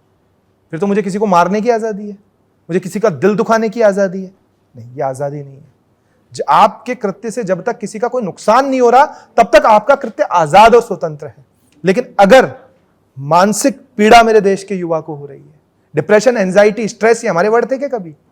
हमने सुने भी थे क्या कभी कि हमें एंजाइटी होती है, हमें स्ट्रेस होती है? हम स्कूलों में पढ़ते थे, या जो मैं कहूँ 90 से पहले की पीढ़ी है। लाल सिंह जी, मैं आपसे पूछूं, आप ग्रामीण परिवेश से आते हैं, आप आते हैं, कभी सुनते थे कि स्ट्रेस हो गया, एंजाइटी हो गई, डिप्रेशन हो गया? कभी सुनते थे? क्योंकि ये सब नहीं था।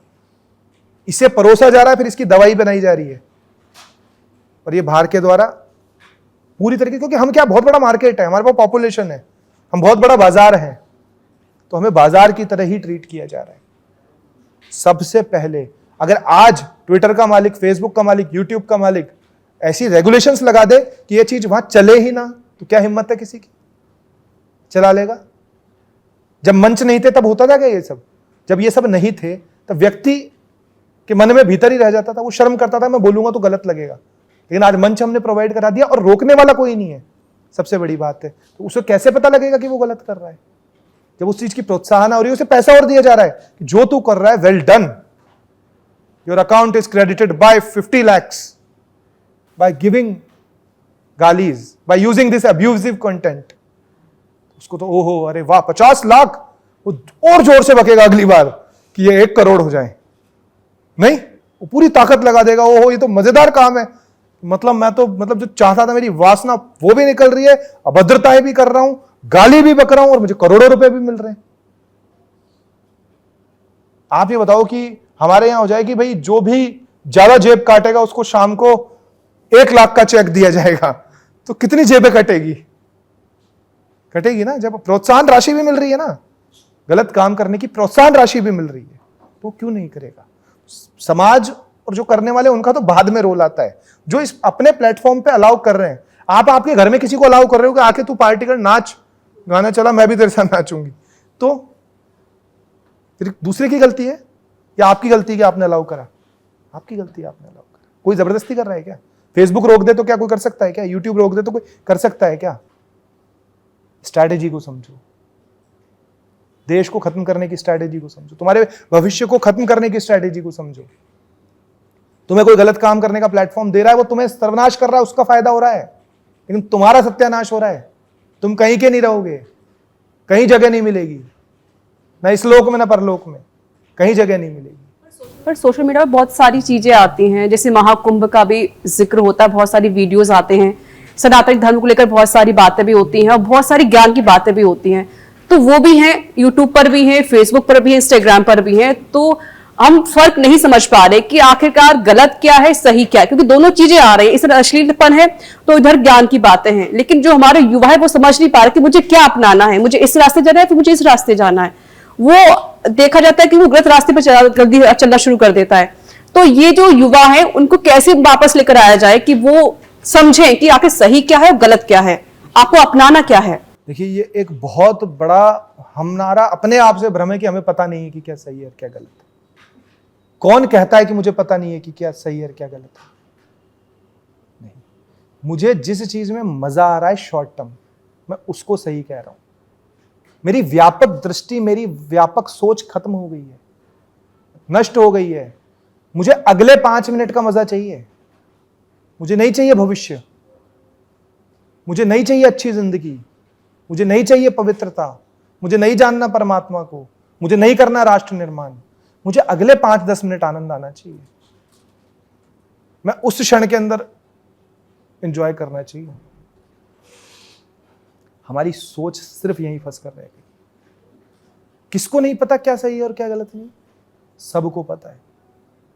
दुर्योधन को पता नहीं था कि द्रौपदी की चीरहरण करना गलत है, नहीं, लेकिन उसने चुना किसको? गलत को। उसने सुना होगा जो देखा जाएगा, लेकिन अभी तो मुझे आनंद किसी चीज को करने में आ रहा है। यह सोच। दूसरा, मैं कहूंगा कि आज आध्यात्मिक ज्ञान को भी जो लोग दे रहे हैं ना, वो खुद कॉमर्शलाइज, वो खुद फॉलोअर्स बनाने के अंदर ध्यान दे रहे, वो खुद उनको सही नहीं बता पा रहे। मतलब अच्छा हुआ कि ये रेगुलेशन आ गया या थोड़ा सा एफआईआर हो गई।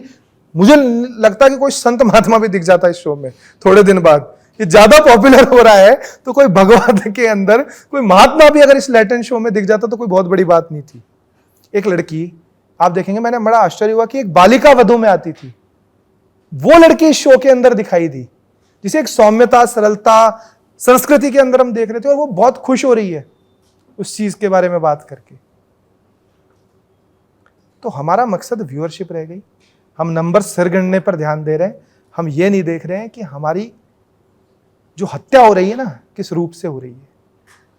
डेड बॉडीज बन रहे हैं हम, सिर्फ लाशों के ढेर जिसका सौदा हो रहा है। हम इस बात को समझना होगा। अध्यात्म के आत्मा का अध्ययन, शरीर की बात बाद में। शरीर की कौन सी बात कर रहे हो तुम यार? शरीर साधन है, निमित्त है, बस इसके माध्यम से उत्थान आत्मा का करना है। ये शरीर से जुड़ी स्मृति कुछ नहीं, तुम तक कुछ नहीं पहुंच रहा, सिर्फ तुम्हारा अहंकार है। ये तुम्हारा अहंकार है कि तुम हो, तुम्हें मजा आ रहा है ना, तुम कर्मों में स्मृतियां गलत इकट्ठी करते जा रहे हो। ये गलत डेटा तुम्हारे अंदर इकट्ठा हो रहा है जो तुम्हारा सर्वनाश कर देगा, जो तुम्हें मिटा देगा। और यही कल की और कलयुग की लड़ाई है, यही भगवान और राक्षस की लड़ाई है जो हमारे भीतर चल रही है। हम राक्षस का साथ दे रहे हैं, हम राक्षस का समर्थन कर रहे हैं, हम दुष्ट का साथ दे रहे हैं। भगवान क्यों कहते हैं यदा यदा हि धर्मस्य ग्लानिर्भवति भारत है? क्योंकि जब जब धर्म की हानि भारत में होती है, ऐसे क्यों कहा? क्यों नहीं कहा अमेरिका, क्यों नहीं कहा इंग्लैंड, क्यों नहीं कहा पुर्तगाल? क्योंकि धर्म सिर्फ भारत में, बाकी सब जगह भोग है और हम उस भोग को सत्य समझ रहे नहीं। वहां पशुत्व है, यहां मनुष्यता है। मनु शत्रुपा की बात यहां होती है। मनु से मनुष्य बना है, मानव बना है, मनु से वहां नहीं होती है। वहां कहते हैं बंदर से बने, वहां बात ही पशुत्व की। वो अपने पूर्वज पशु को कहते हैं, हम हमारे पूर्वज मनु को कहते हैं, हम हमारे पूर्वज ब्रह्मा को कहते हैं, हम हमारे पूर्वज नारायण को कहते हैं। और अंग्रेज क्या कहते हैं? हमारे पूर्वज बंदर थे। वो खुद कह रहे हैं कि हम पशुत्व से आए, पर हम उस पशुत्व की ओर जा रहे हैं। हम इस बात को समझना पड़ेगा। आधुनिकता के आडंबर में जो ये गलत क्रांति चल रही है, इस पर मुझे लगता है अभी रोक लग जानी चाहिए। स्वच्छ भारत मिशन के साथ स्वच्छ इंटरनेट मिशन भी आ जाना चाहिए। अब ये कब आएगा, ये बड़ा सवाल है। लेकिन युवाओं में इतनी परिपक्वता, वो अपने आप में कैसे महसूस करें कि जिस आधुनिकता की रेस में वो लगातार आगे बढ़ रहे हैं, वो आधुनिकता है ही नहीं। देखिए, बहुत से ऐसे लोग हैं जो अच्छा काम करना चाहते हैं, जो अच्छा कंटेंट परोसना चाहते हैं, लेकिन वो कहीं ना कोई संकोच के अंदर बैठे हुए। ऐसे लोगों को उभर कर सामने आना चाहिए, है ना। अच्छाई करने वालों को बीड़ा उठाना चाहिए, उनको स्टैंड लेना चाहिए। क्योंकि अगर आप चुपचाप इस चीज को देख रहे हो ना, तो आप भी दोषी हो, फिर आप भी अपराधी हो। जब आप अटैकिंग मोड में इस पर आओगे तो कहीं ना कहीं ये चीजें बैक होंगी। आज एफआईआर हुई तो जो लोग देखते थे वही लोग गाली भी दे रहे हैं ना। किसको अट्रैक्ट कर रहे हो? कोई अट्रैक्ट नहीं होगा तुमसे। यहां ये जनता है, सरकारें बदल देती है हर बार, कितना कुछ कर लो। केजरीवाल कह रहा था ना, मैंने फ्री में बांटा, बदल दिया ना। कांग्रेस का जो कहती थी मैं 15-15 साल 3-3 बार मुख्यमंत्री हुआ करते थे, खाता नहीं खुला ना, 3 बार से खाता नहीं खुला। आप देखिए, लोकसभा में भी नहीं खुल रहा है। तो इसका क्या मकसद है कि आप इस जनता को लुभाने के लिए आप सोचते हो कि आप स्थायी हो जाओगे? नहीं, स्वयं के लिए जियो, अपनी आत्मा के लिए जियो, वो तुम्हारे साथ रहेगी। ये मत देखो कि 4 समर्थन तुम्हारा कर रहे हैं तो तुम सही हो, 4 तुम्हारा विरोध कर रहे हैं तो तुम गलत हो। अपनी आत्मा से पूछो तुम सही हो या गलत हो। मतों पर विश्वास मत करो। कई बार तादाद गलत हो सकती है और हमेशा तादाद गलत होती है। अगर 80 लाख लोग एक बात कर रहे हैं तो वो 100% गलत है, क्योंकि 80 लाख लोग एक साथ सही कैसे हो सकते हैं? हम तादाद पर भरोसा करने लगे। हमें लगा अधिकतर ओहो 1-1 मिलियन व्यू आ रही तो 10 लाख लोग सही हैं। नहीं, स्वयं से बात करो ना। स्वयं पर भरोसा नहीं रहा। कोई सुन लेता है, हम पूरा राय पे चलते हैं, किसी से सुन लेते हैं, राय ले लेते हैं, स्वयं पे भरोसा ही नहीं है। और सक्सेस सफल वही है जिसने स्वयं पे भरोसा करा है। और हम भारतीय लोगों की ये सबसे बड़ी ताकत है कि हमने हमेशा अपने पे भरोसा करके कृत्य किया है। दूसरे को देखकर होड़ में शामिल नहीं होना है। अपने आप से ये सवाल पूछो कि ये जो मैं कर रहा हूं क्या ये सही है या गलत है। स्वयं की संतुष्टि के लिए करो, क्योंकि इसके आनंद को, इसके पाप को आपको भोगना है, किसी और को नहीं भोगना। अपने कर्म को आपको भोगना है। दूसरा क्या करता है, दूसरा गलत जा रहा है तो मैं भी चला जाऊं, नहीं। इस सोच को त्यागना पड़ेगा। सर, अब 2 जो आपकी चर्चा से निकल गए, 2 बड़े अहम बिंदु मुझे लगता है। एक तो सबसे बड़ी बात मैं कह सकता हूं कि आपने शुरुआत कर दी है इस शो से कि हम ऐसे लोगों का बहिष्कार करते हैं, नहीं चाहिए। और आपने बड़ी गहरी बात की सर कि पॉपुलैरिटी जरूरी नहीं सही का पैमाना हो।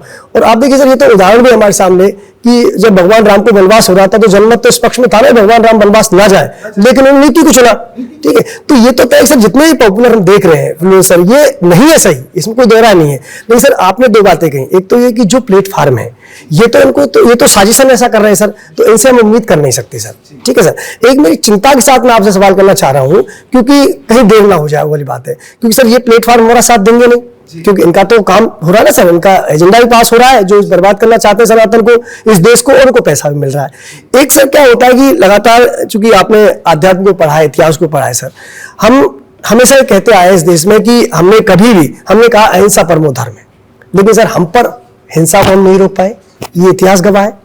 हम कभी भी साम्राज्यवादी नीति में हमने विश्वास नहीं किया, दूसरे देशों पर कब्जा नहीं किया, लेकिन दूसरे देशों के द्वारा कब्जा भी हम नहीं रोक पाए, ये इतिहास गवाह है सर हमारा। ठीक है, तो मैं कह रहा हूं सर कि अगर लगातार कहीं कोई क्षुद्र लाभ है क्या सियासतदानों को कोई ऐसी उनकी लालसा है क्या, जब लगातार यूथ बर्बाद हो रहा है। अब देखिए सर, जब आप शो में आ रहे थे तो मैंने सुना, मैंने पहली बार देखा सर, मैंने तो गुनगुन से लिया वो कि ये सर चर्चा करेंगे, मेरे को वीडियो मुझे भेजो। मैंने सर जब वीडियो सुना अंदर जाके, तो आप देखिए मुझे खुद को अंदर से नफरत होने लगी, यार हम ऐसे लोगों को बर्दाश्त इस देश में कर कैसे रहे हैं। सवाल पॉपुलैरिटी का तो है ही नहीं, ये लोग हम बर्दाश्त कैसे कर रहे हैं लोगों को, इनको स्थान है कैसे यहाँ पर। तो सर सवाल मेरा ये कि आज इस शो के जरिए ये भी हमारी उत्कंठा शांत करें दर्शकों की, तो सर कहीं ये चर्चा तक ना रह जाए, क्योंकि हम ऐसा इंतजार ना करते रह जाए, क्योंकि अब एक्सट्रीम हो चुका है सर। अगर अब कुछ कड़ा सरकार ने नहीं किया या अब कुछ कड़े कदम समाज में नहीं उठाए तो मुझे लगता है सर बहुत देर हो जाए। देखिए, आपने राम का उदाहरण दिया, मैं उसी से इस बात को समझाता हूं कि राम ने पहले सत्ता ली या पहले अहिल्या का उद्धार करा, पहले विभीषण का उद्धार करा, पहले सुग्रीव का उद्धार करा, पहले राक्षसों का वध किया, क्या किया? पहले उद्धार किया। किष्किंधा में बाली को मारा तो स्वयं ने युद्ध हराया था, स्वयं राजा बन सकते थे? नहीं बने। लंका में रावण को हराया, स्वयं राजा बन सकते थे? नहीं बने। तो जो तपस्वी पहले अपनी तपस्या को प्राप्त करेगा, उसको पहली प्राथमिकता देंगे, दूसरी प्राथमिकता सत्ता को देगा, वो परिवर्तन लेकर आएगा, वही राम कहलाएगा और वही राम राज्य लाएगा। जो पहले तपस्या को स्वीकार नहीं करेगा और कहेगा सीधा ही मुझे राजगद्दी दे दो, वो हमेशा भय में ग्रसित होकर जिएगा, वो कभी परिवर्तन नहीं ला सकता, वो किसी का उद्धार कभी नहीं कर सकता, क्योंकि फिर वो कुर्सी चले जाने का डर उसे रहेगा, उस सत्ता को खो देने का डर उसे रहेगा। तो हमें सर्वप्रथम तो सत्ता में कौन आता है? आप जैसे युवा आते हैं। हमारे देश के जो युवा आज राजनीति में कुछ करना चाहते हैं वह आते हैं। तो जो मैं अभी की सत्ता की नहीं कहता, नरेंद्र मोदी जी ने अच्छा काम किया, चलो एक समय बहुत अच्छा उन्होंने किया, लेकिन अब आगे जिम्मेदारी किसकी है? देश के युवाओं की है। पहले राम जैसी तपस्या करो, फिर राजनीति में। अब जो युवा आज राजनीति में आना चाहते हैं, देश की बागडोर संभालना चाहते हैं, पहले निकलो, पहले ताड़का को मारो, पहले कोई लाचार केवट तुम्हारा इंतजार कर रहा है, तुम पहले उसका उद्धार करो, पहले किसी बेचारे धार्मिक विभीषण राक्षसों में फंसा हुआ है उसे वहां से निकालो, कोई बाली अपने भाई सुग्रीव पे अत्याचार कर रहा है, पहले उसकी मदद करो, पहले राजा के गुण अपने आप में स्थापित करो, पहले सनातन को बचाने लोग निकल पड़े कि हम सनातन को बचाएंगे, पहले स्वयं को बचाओ, पहले सनातन को स्वयं में स्थापित करो, फिर उसकी रक्षा करो। हम राजनीति क्यों कर रहे हैं? सीधा मुझे विधायक का टिकट मिल जाए, सीधा मैं मंत्री बन जाऊं और सीधा मैं मुख्यमंत्री बन जाऊं। अरे भैया, क्या तपस्या की है? हम राजा के रूप में आज भी राम है। संसार ब्रह्मांड में अगर राज तिलक कहें तो राजा राम है आज भी। इस पूरे विश्व के हम राजा राम कहते हैं। राजा एक ही है, राम। पर कैसे बने? पहले जो मिल रही सत्ता था उसका त्याग किया, यह दिखाया कि मेरे लिए यह गद्दी इंपॉर्टेंट नहीं है और मुझे उद्धार करने के लिए गद्दी की आवश्यकता नहीं है। अगर हम सोचें कि पहले मैं विधायक बन जाऊं, फिर मैं मंत्री बन जाऊं और फिर मैं उद्धार करूंगा, नहीं।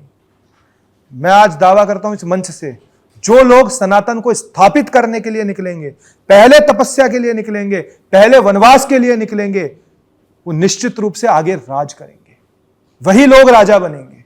और जो सीधा गद्दी पर बैठ जाना चाहते हैं वो क्षणिक तो बैठ जाएंगे, लेकिन बहुत जल्दी उनका पतन होगा।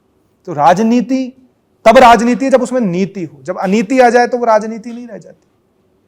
इसीलिए हमारे देश के नेताओं को भी ये समझना चाहिए कि हमें कैसे, चाहे आप पद पे हो या नहीं हो, लेकिन अगर आप राजनीति में कार्य कर रहे हो, आप चाहते हो कल सियासत में जाना, गद्दी पर बैठना, तो सर्वप्रथम आप इस तपस्या से गुजरो, एक्सेप्ट करो। इतिहास गवाए अवतार क्यों होते हैं कि मानव को कैसे जीना चाहिए, क्या समस्या आपके सामने आ सकती है, उसका कैसे हमें फेस करना चाहिए, इसीलिए अवतार होते हैं। वो जीवन की शिक्षा, वो कहानी किससे नहीं है कि मैंने कहानी सुन ली और कहानी सुन के ओहो आनंद आ गया तो रामायण सुन के आ गया, मेरे पाप धुल गए। नहीं, उसका अनुसरण जब तक जीवन में नहीं होगा। राम राजा बने, अयोध्या के राजा बने। अयोध्या उस समय पूरे विश्व की गद्दी थी, है ना। उसके बाद क्या करा उन्होंने? क्या लवकुश को राजा बनाया अयोध्या का? नहीं, नेता अपने पुत्रों के लिए मर रहे टिकट के लिए। राम ने किसको राजा बनाया? हनुमान को। गुरु शिष्य की परंपरा है हमारे यहां। हमारे यहां पिता पुत्र की परंपरा नहीं है, हमारे यहां नेपोटिज्म नहीं है। कौन मान रहा है? कोई नहीं मान रहा है। तो आज वो दौर आ रहा है जब जनता रामायण को भी समझने लग गई, महाभारत को भी समझने लग गई। और आप देखिए कि ये विरोध भी अगर आया है तो बहुत सारे वो लोग हैं जो ऐसे कंटेंट को पसंद नहीं करता, जिनके हृदय के अंदर दर्द हुआ है। उन सभी के लिए आज जो दायित्व संभाले हुए लोग हैं उनको भी आगे आना चाहिए, और जो जीवन में किसी पद पर नहीं है लेकिन सेवा करना चाहते हैं उनको भी आगे आना चाहिए, मुखर होकर बोलना चाहिए, तब जाकर परिवर्तन आएगा। हम आज जिक्र करें सोशल मीडिया का, और कुछ दिन पहले मेरी आपसे भी बात हुई थी तो आपने कहा कि नेगेटिव और पॉजिटिव ये हमारा तरीका है सोचने का। अब ऐसे कंटेंट पहले भी आ चुके हैं, हालांकि बातें इतनी ज्यादा नहीं फैली, इतना कुछ वायरल नहीं हुआ, इतने बयान हमारे सामने नहीं आ पाए। बहुत सारे ऐसे प्लेटफॉर्म है, चाहे वो देखिए बिग बॉस ही क्यों ना हो, वहां पर भी लड़ाइयां होती हैं, अश्लील बातें भी वहां पर जरूर की जाती हैं। ऐसे बहुत सारी भी और प्लेटफॉर्म है जहां पर ऐसी बातें होती हैं। तो क्या अब जो नियति हो रही है, क्योंकि जब मेरी आपसे बात हुई तो आपने कहा कि हम अपना रोल निभा रहे हैं, हम इस अगर दुनिया में आए हैं तो हमें एक रोल मिला है, एक नाटक है जिसको हम बखूबी अपना निभा रहे कर भी रहे हैं।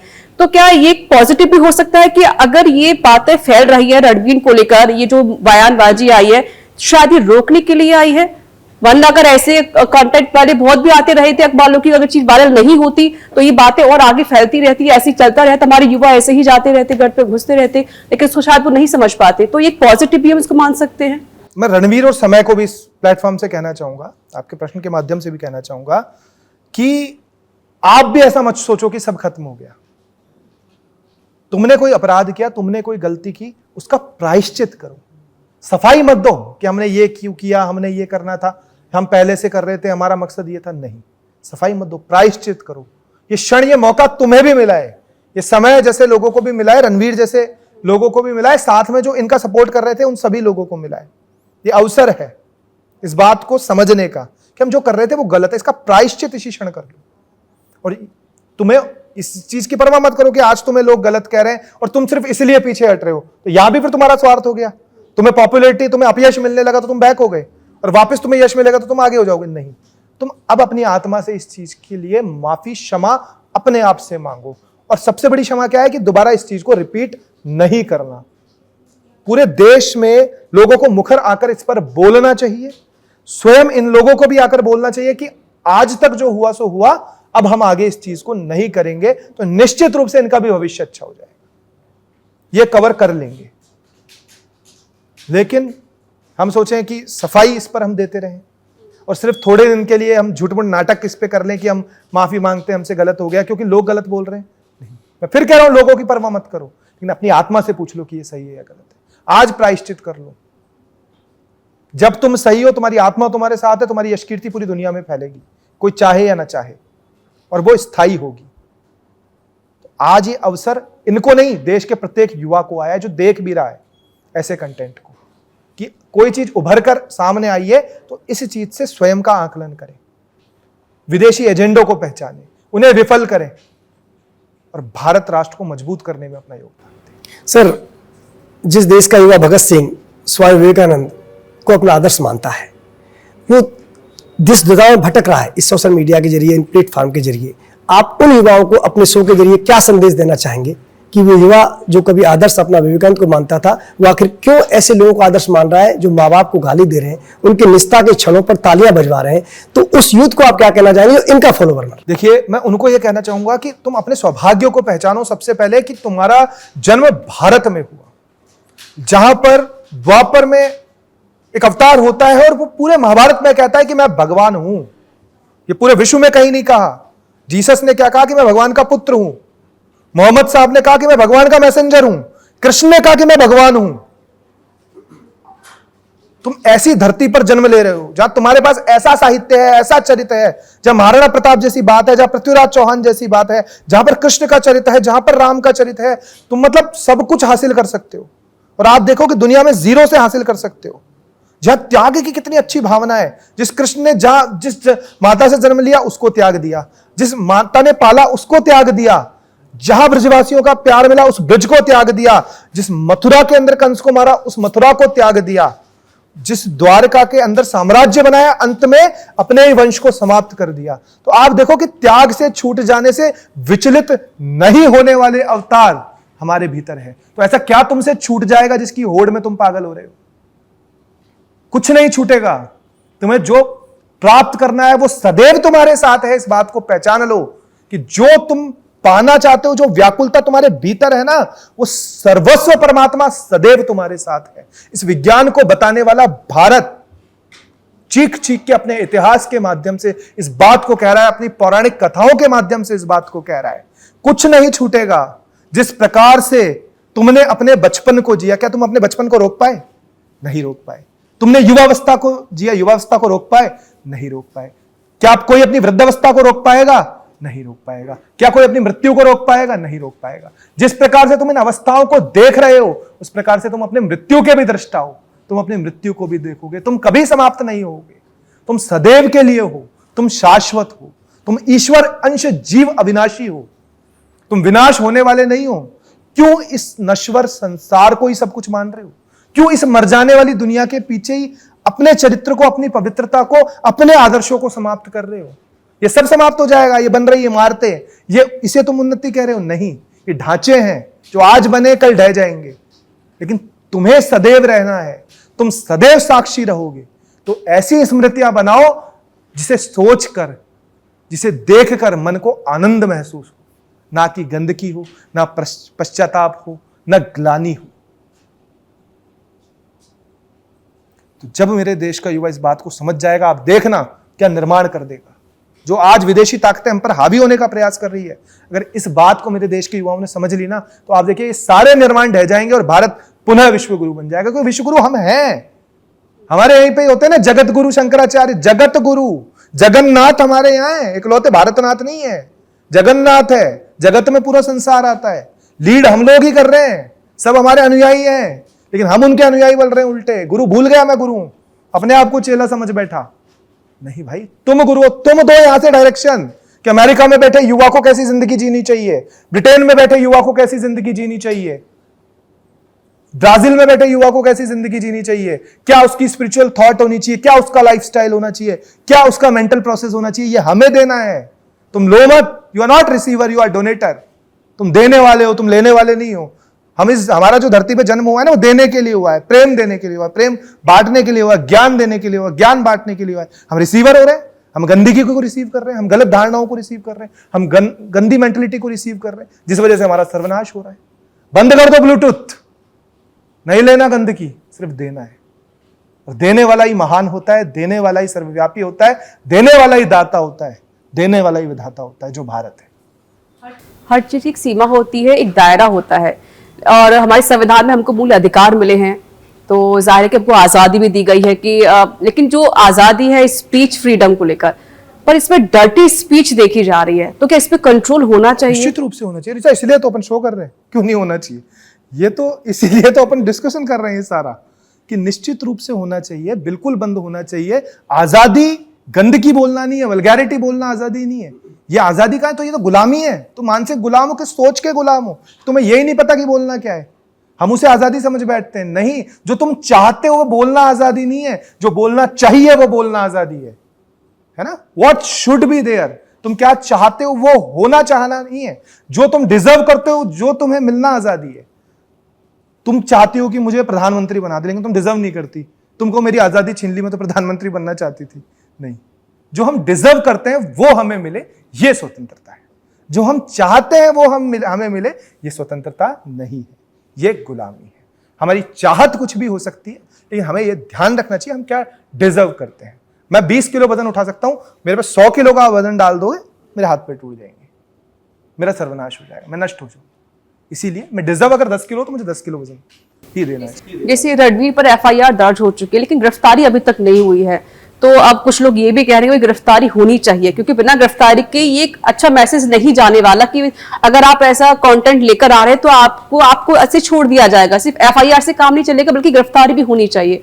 तो क्या मान सकते हैं, गिरफ्तारी आखिरकार क्यों नहीं हो पा रही है अभी तक? क्या वाकई कहीं ना कहीं उन्हें बचाने की भी कोशिश हो रही है? ये तो पुलिस का मामला है कि क्यों नहीं हो पा रही, इस पर तो मैं कैसे बोलूं। लेकिन मैं गिरफ्तारी पे भी नहीं जाता हूं। मैं तो चाहता हूं रणवीर का भी हृदय परिवर्तन हो, उसे भी अपनी गलती का एहसास हो, वह भी प्रायश्चित करे, है ना, और उसमें भी जीवन में सुधार आए। वो भी मनुष्य, देश का बच्चा, भारत का ही बच्चा है ना। बाहरी ताकतों की वजह से इन्फ्लुएंस होकर ये गलत हरकत कर दी, बाहर किसी विदेशी लड़की की उसने बात सुन ली और उसी चीज को उसने अपने शो में परोस दिया। इसका वीडियो भी आ रहा है कि उसने बाहर पहले से ये क्वेश्चन पूछ लिया गया था। तो हमारे भारत के युवा हैं, इनमें प्रायश्चित होना चाहिए। इनको भी अपने कृत्य पे शर्म महसूस करनी चाहिए और दोबारा इसको रिपीट नहीं करना चाहिए। देखो, मैं क्यों कहूं कि किसी का बुरा हो, क्यों कि किसी को सजा मिले? सबसे बड़ी सजा प्रायश्चित है। अगर व्यक्ति को एहसास हो गया कि जो मैंने किया वो गलत किया, इससे बड़ी कोई सजा नहीं है। आप किसी को मार भी दो, उससे किसी दूसरे युवा तो सुधरने वाले नहीं है ना। सबसे बड़ी बात है, अगर वो इस चीज को रियलाइज करता है कि जो मैं कर रहा था गलत कर रहा था, आकर बोलता है संसार में, तो बहुत युवाओं में परिवर्तन आएगा। नहीं, प्रायश्चित फील होना, मैं इसलिए कह रहा हूं ना, अनुभव करे उस चीज को। बाकी सब लोग माफी मांगेंगे अगर कोई गलत कंटेंट लेकर आता, सब बोलेंगे सॉरी गलती से हो गया, मेरा ये ऐसा कुछ मकसद नहीं। दोबारा रिपीट नहीं करना माफी है। दोबारा रिपीट नहीं करना माफी है। सबसे माफी वो नहीं है कि वो माफी मांग के दोबारा उसी कृत्य को करे। सबसे बड़ी क्षमा मांगना, क्षमा को महसूस करना है वो है कि दोबारा उसको वो कभी भी रिपीट नहीं करे, ना परोसे। मैं कैसे कह दूं कि मेरे देश का युवा है, कुछ सृजन करना चाहता है, उसको तुम उठा के जेल में डाल दो? मैं नहीं कहूंगा ना। हाँ, मैं ये नहीं कहूंगा कि अगर ठीक है ऐसी क्रांति हानि किसी को नहीं हुई ना, किसी भी रूप से कोई मैं कहूं कि भौतिक हानि किसी को भी नहीं हुई। यह विचारों की हानि है जो विचारों से ही सही हो सकती है। अगर किसी की हत्या कर देता, लूट कर लेता, तो बिल्कुल जेल होनी चाहिए थी। लेकिन एक विचारों की उसने एक गंदगी फैलाने का प्रयास किया, इसकी सफाई होनी चाहिए, विचारों की शुद्धता होनी चाहिए, विचारों की पवित्रता होनी चाहिए और उसे प्रायश्चित फील करना चाहिए, है ना। जो कानूनी कार्रवाई वो कानून के हिसाब से होगी। इसमें हम लोग कोई अथॉरिटी नहीं है, ना हम पुलिस हैं उनको अरेस्ट करने वाले, ना हम ज्यूरिसडिक्शन के अंदर है, ना हम जज हैं। वो धाराओं के अंदर जो लगी है एफआईआर, वो कानूनी प्रक्रिया है, वो कानून अपना काम करेगा। लेकिन हम तो परिवर्तन के लिए यहां पर बैठे हैं ना। हम ये चर्चा इसलिए कर रहे हैं कि इसका क्या परिवर्तन, ये कृत्य जो हुआ है, इसमें हमारा मकसद ये नहीं है कि रणवीर अरेस्ट हो जाए, रणवीर को सजा हो जाए, है ना। हम संहारकारी लोग नहीं है, हम सृजन करने वाले लोग हैं। हम डिस्ट्रॉयर नहीं है, हम क्रिएटर हैं। हम चाहते हैं उसका भी जीवन सुधरे। हमारे यहाँ न्याय व्यवस्था में क्या कहते हैं, सुधार गृह, कारक गृह को सुधार गृह कहा जाता है कि व्यक्ति का जीवन का सुधार हो, वो नष्ट हो जाए, वो मर जाए, उसे फांसी हो जाए। हम ऐसे लोग नहीं है। तो वो आज सार्वजनिक मंच पर आए, माफी मांगे, जो कृत्य हुआ, जो सजा मिले भोग ले उसको। कोई नहीं, उसके कर्म है जो लौट कर उसके पास आए, आज नहीं कल भोगने पड़ेंगे, भोग के नष्ट करें। चिंता की कोई बात नहीं, व्यथित होने की कोई जरूरत नहीं, व्याकुलता की कोई बात नहीं। जो किया है वो भोगना पड़ेगा और स्वीकार करके भोगो उसको कि हाँ मैं इसको भोगूंगा और दोबारा इस चीज को रिपीट नहीं करूंगा। फिर देखो आप क्या आनंद आता है। जिन जड़ों को, जिन संस्कारों को हम जंजीर मान रहे हैं, आज का युवा कितना समझने की जरूरत है कि वो जंजीर नहीं है, वो सरलता, सहजता है जो हमें आगे लेकर जा सकती है।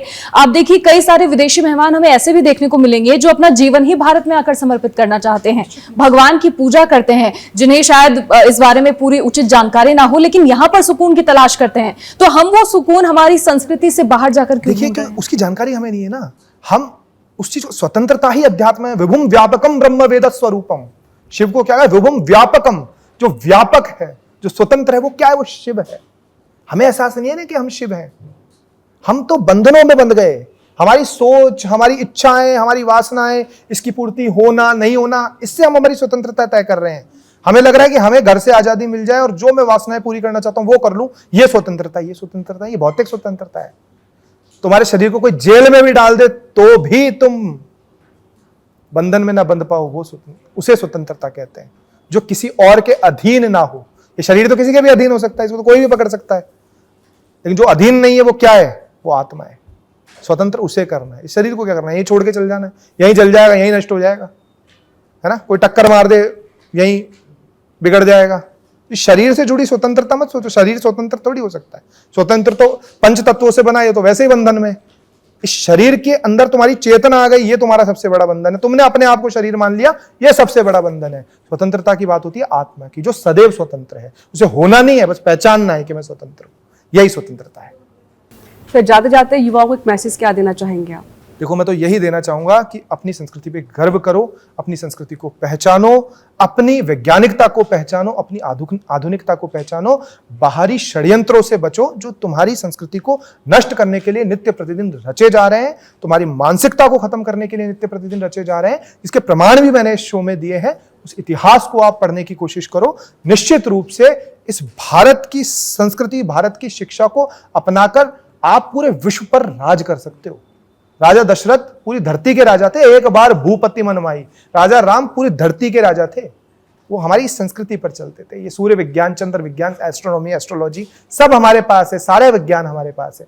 तो हमें आवश्यकता है स्वयं पर विश्वास करने की, अपनी संस्कृति पर विश्वास करने की, बाहरी ताकतों को त्यागने की, एजेंडे को समझने की और स्वयं को मजबूत करने की विधाओं पर काम करने की, तब हम निश्चित रूप से सफल होंगे और हम सफल हैं। बस इस बात को पहचान कर इस सोच को व्यापक दृष्टि से दोबारा पूरे विश्व में प्रचारित करना है। बहुत बहुत धन्यवाद सर। तो देखिए, जिस तरीके से सोशल मीडिया पर जो अभद्र भाषाओं का इस्तेमाल हो रहा है और अभद्र कंटेंट परोसे जा रहे हैं, इससे कहीं ना कहीं देखा जा रहा है कि जो हमारे युवा हैं उनको समझ नहीं आ रहा। हालांकि बहुत सारी बातें भी की जाती हैं, अब एफआईआर तो दर्ज हो चुकी है लेकिन गिरफ्तारी अभी तक नहीं हुई है। लेकिन जिस तरीके से हमने आज चर्चा की, हमने आज बात की कि क्या हमें करना चाहिए और जो सोशल मीडिया पर आ रहा है उसमें हमें क्या देखना है, किसको इग्नोर करना है, किसको फॉलो करना है, किसको अनफॉलो करना है, ये जिम्मेदारी हम सबकी बनती है। और जिनको भी हम फॉलो कर रहे हैं उनके अच्छे विचारों पर हमको चलना भी बेहद जरूरी है। फिलहाल शो में इतना ही, नमस्कार। Watch your parents have every day for the rest of your life. Instagram हो या व्हाट्सएप हो या फेसबुक हो या वो ट्विटर ही क्यों ना हो, अनाप शनाप वीडियोस यहाँ पर आते हैं, आपत्तिजनक शब्दों का यूज किया जाता है। मेन मुद्दे पे आऊं, इसकी जड़ पे जाना बहुत जरूरी है। अब आप ये जो भी अश्लीलता देख रहे हैं, विदेशी ताकतों के द्वारा हमारे देश में फैलाई जा रही है। तो ऐसा क्या कारण है कि इतनी अभद्रता को, गालियों को सोशल मीडिया नहीं हटा रहा है? आप ये रणवीर इलाहाबादिया वाला भी बयान देखेंगे तो ये एक विदेशी शो से प्रेरित था। जो क्रिएटर्स होते हैं जब ट्रोल होते हैं तो उनकी प्रतिक्रिया होती है कि हमारा मकसद हंसाना था। They are not creators, they are destroyers. Creators तो वो होते हैं जो कुछ सृजन करते हैं, ये तो बर्बाद कर रहे हैं। क्या हम ऐसे युवाओं के दम पर विकसित भारत के सपने को साकार कर पाएंगे? एक तरफ 4 बार आप कुंभ को देख रहे हैं, तो 2 बार ऐसी वल्गैरिटी आएगी तो मनुष्य की वासनाएं दबी हुई है, वो निश्चित निकल कर बाहर आएगी। इसका संचालन करने वाले लोग जब खुद संस्कारहीन है तो उनके प्लेटफॉर्म्स पे संस्कार कैसे मिल सकता है आपको बताइए? अधिकतर युवा जो इंस्टाग्राम या किसी भी सोशल मीडिया प्लेटफॉर्म पे हैं, उनकी एक ही प्रवृत्ति है किसी भी तरह वायरल होना है। वायरल हो रहे हो वहां तक तो ठीक है, लेकिन आपकी व्यूअरशिप पे आपको पैसा भी घर बैठे मिलने लग गया। अब मैं चाहे गाली बक रहा हूं, अब मैं चाहे अश्लीलता कर रहा हूं, अब मैं चाहे मेरे कपड़े उतार के नाच रहा हूं, लेकिन अगर उसमें व्यूअरशिप आ रही है तो मुझे आर्थिक लाभ मिल रहा है। और व्यक्ति को क्या चाहिए? व्यक्ति जब स्वयं को जलील करेगा ना, जब स्वयं की सच्चाई स्वयं आईने में देखेगा, तब उसे एहसास होगा क्या मैं ये सब करने के लिए पैदा हुआ था।